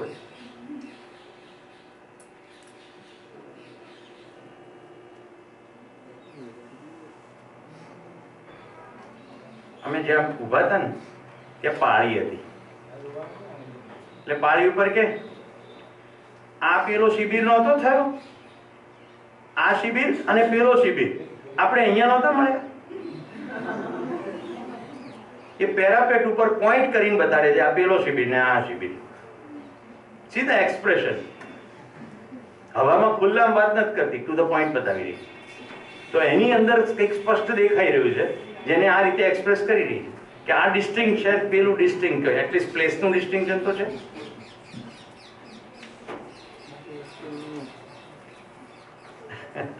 એની પ્રસન્નતા મારી સામે જોવાથી એટલી બધી અદ્ભુત હોય છે, મને પણ આમ ટેસડો પડી જાય. ઘણી વાર એક શિબિરાર્થી છે ને આખા શિબિરનો લોડ ઉપાડે, એવું બને. કારણ કે અમારે હું વ્યક્ત પ્રબોધક તરીકે તો જ થઈ શકું જો સામે જિજ્ઞાસુ હોય. કારણ કે જીવન વિદ્યા સ્પષ્ટ કે છે ગુરુ શિષ્ય સંબંધ એ પ્રમાણિકતા અને જિજ્ઞાસાનો સંબંધ છે. જો જિજ્ઞાસા ના હોય અને મારા પક્ષે પ્રમાણ ના, મને સ્પષ્ટતા ના હોય, મને ખબર જ ના હોય તો તમને હું સ્પષ્ટતા કરવાનું? મને તો સ્પષ્ટતા મિનિમમ હોવી જોઈએ. તો હવે જો આપણે રિસેસ નહીં પાડીએ તો અનિલભાઈ ફોટા પાડવાને બદલે આપણને જ પાડી દેશે. આમ તો 6 નો સમય આપેલો છે. આ બેન છે ને રુચિમૂલક આસ્વાદન વાળા, એકદમ યાદ રાખે.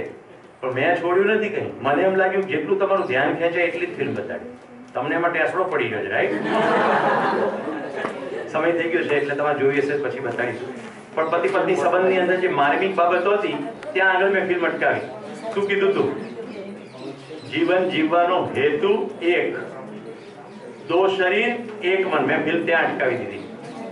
પ્રેમનો સેતુ, જીવવાનો હેતુ. મને પાછા પછી કિશન યાદ કરાવજો.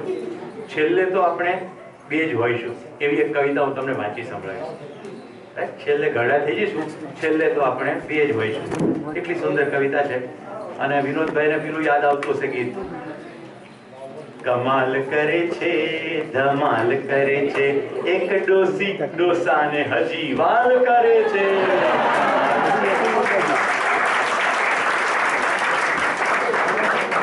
કાલે નવીન કાકા આવ્યા હતા ને, એને બહુ સરસ મજાની વાત કરી વિનોદભાઈને જોઈને કે અમે તો પ્રેમ મહાદેવના નંદી, જ્યાં જ્યાં આંખ મારે છોકરી તેના અમે બંદી. અમે તો પ્રેમ નામના મહાદેવના નંદી. પછી ભાભીને કે આંખ મારજે કે. મુદ્દો જે લોકો નવીન કાકાને ઓળખે છે પહેલા પણ મળ્યા છે, અમે નવીન કાકાને મેં પાછલા 30 વર્ષ હંમેશા પ્રસન્ન જ જોયા છે. કોઈ આધ્યાત્મિક તરફથી આગળ બદલેલું માણસ પહોંચ્યું હતું નથી. બધા પ્રસન્ન હોય છે, નિરંતર સુખની અનુભૂતિ અમને થઈ હોય. તો મિત્રો હવે કેટલા વાગે મળવું છે મને કહો? 6:20 થઈ છે. આપણે મૂલ્ય, નીતિ, ચરિત્ર આ 3 શબ્દો સમજવાના છે. મૂલ્યોની અંદર 9 શિષ્ટ મૂલ્યો, 9 સ્થાપિત મૂલ્યો, કુલ 18 મૂલ્યો સમજવાના છે. રાઈટ? અસ્તિત્વગત જે સચ્ચાઈ છે આ સમજવાની છે. નંબર 2, તમારા આજના દિવસમાં જેટલા પ્રશ્નો છે એ બધા પ્રશ્નો લઈ લેવાય. ઓકે? જેથી કરીને આવતીકાલે આપણે ઈશ્વર દર્શન કરી શકીએ, સમાજ, સંવિધાન વગેરે કોઈ પણ બાબતો છે જે એને ટચ કરી શકીએ અને અધ્યયન માટે કુટુંબની વાત કરીએ. કેટલા વાગે મળવું છે? 7:30 ફાવશે બધાને? 7:30 inside the class? તો 7:30 we will take up the questions first અને પછી જરૂર જણાશે તો મૂલ્ય, નીતિ, ચરિત્ર એના ભાગરૂપે લઈ લઈશું. ઓકે? હા, વોલેન્ટરી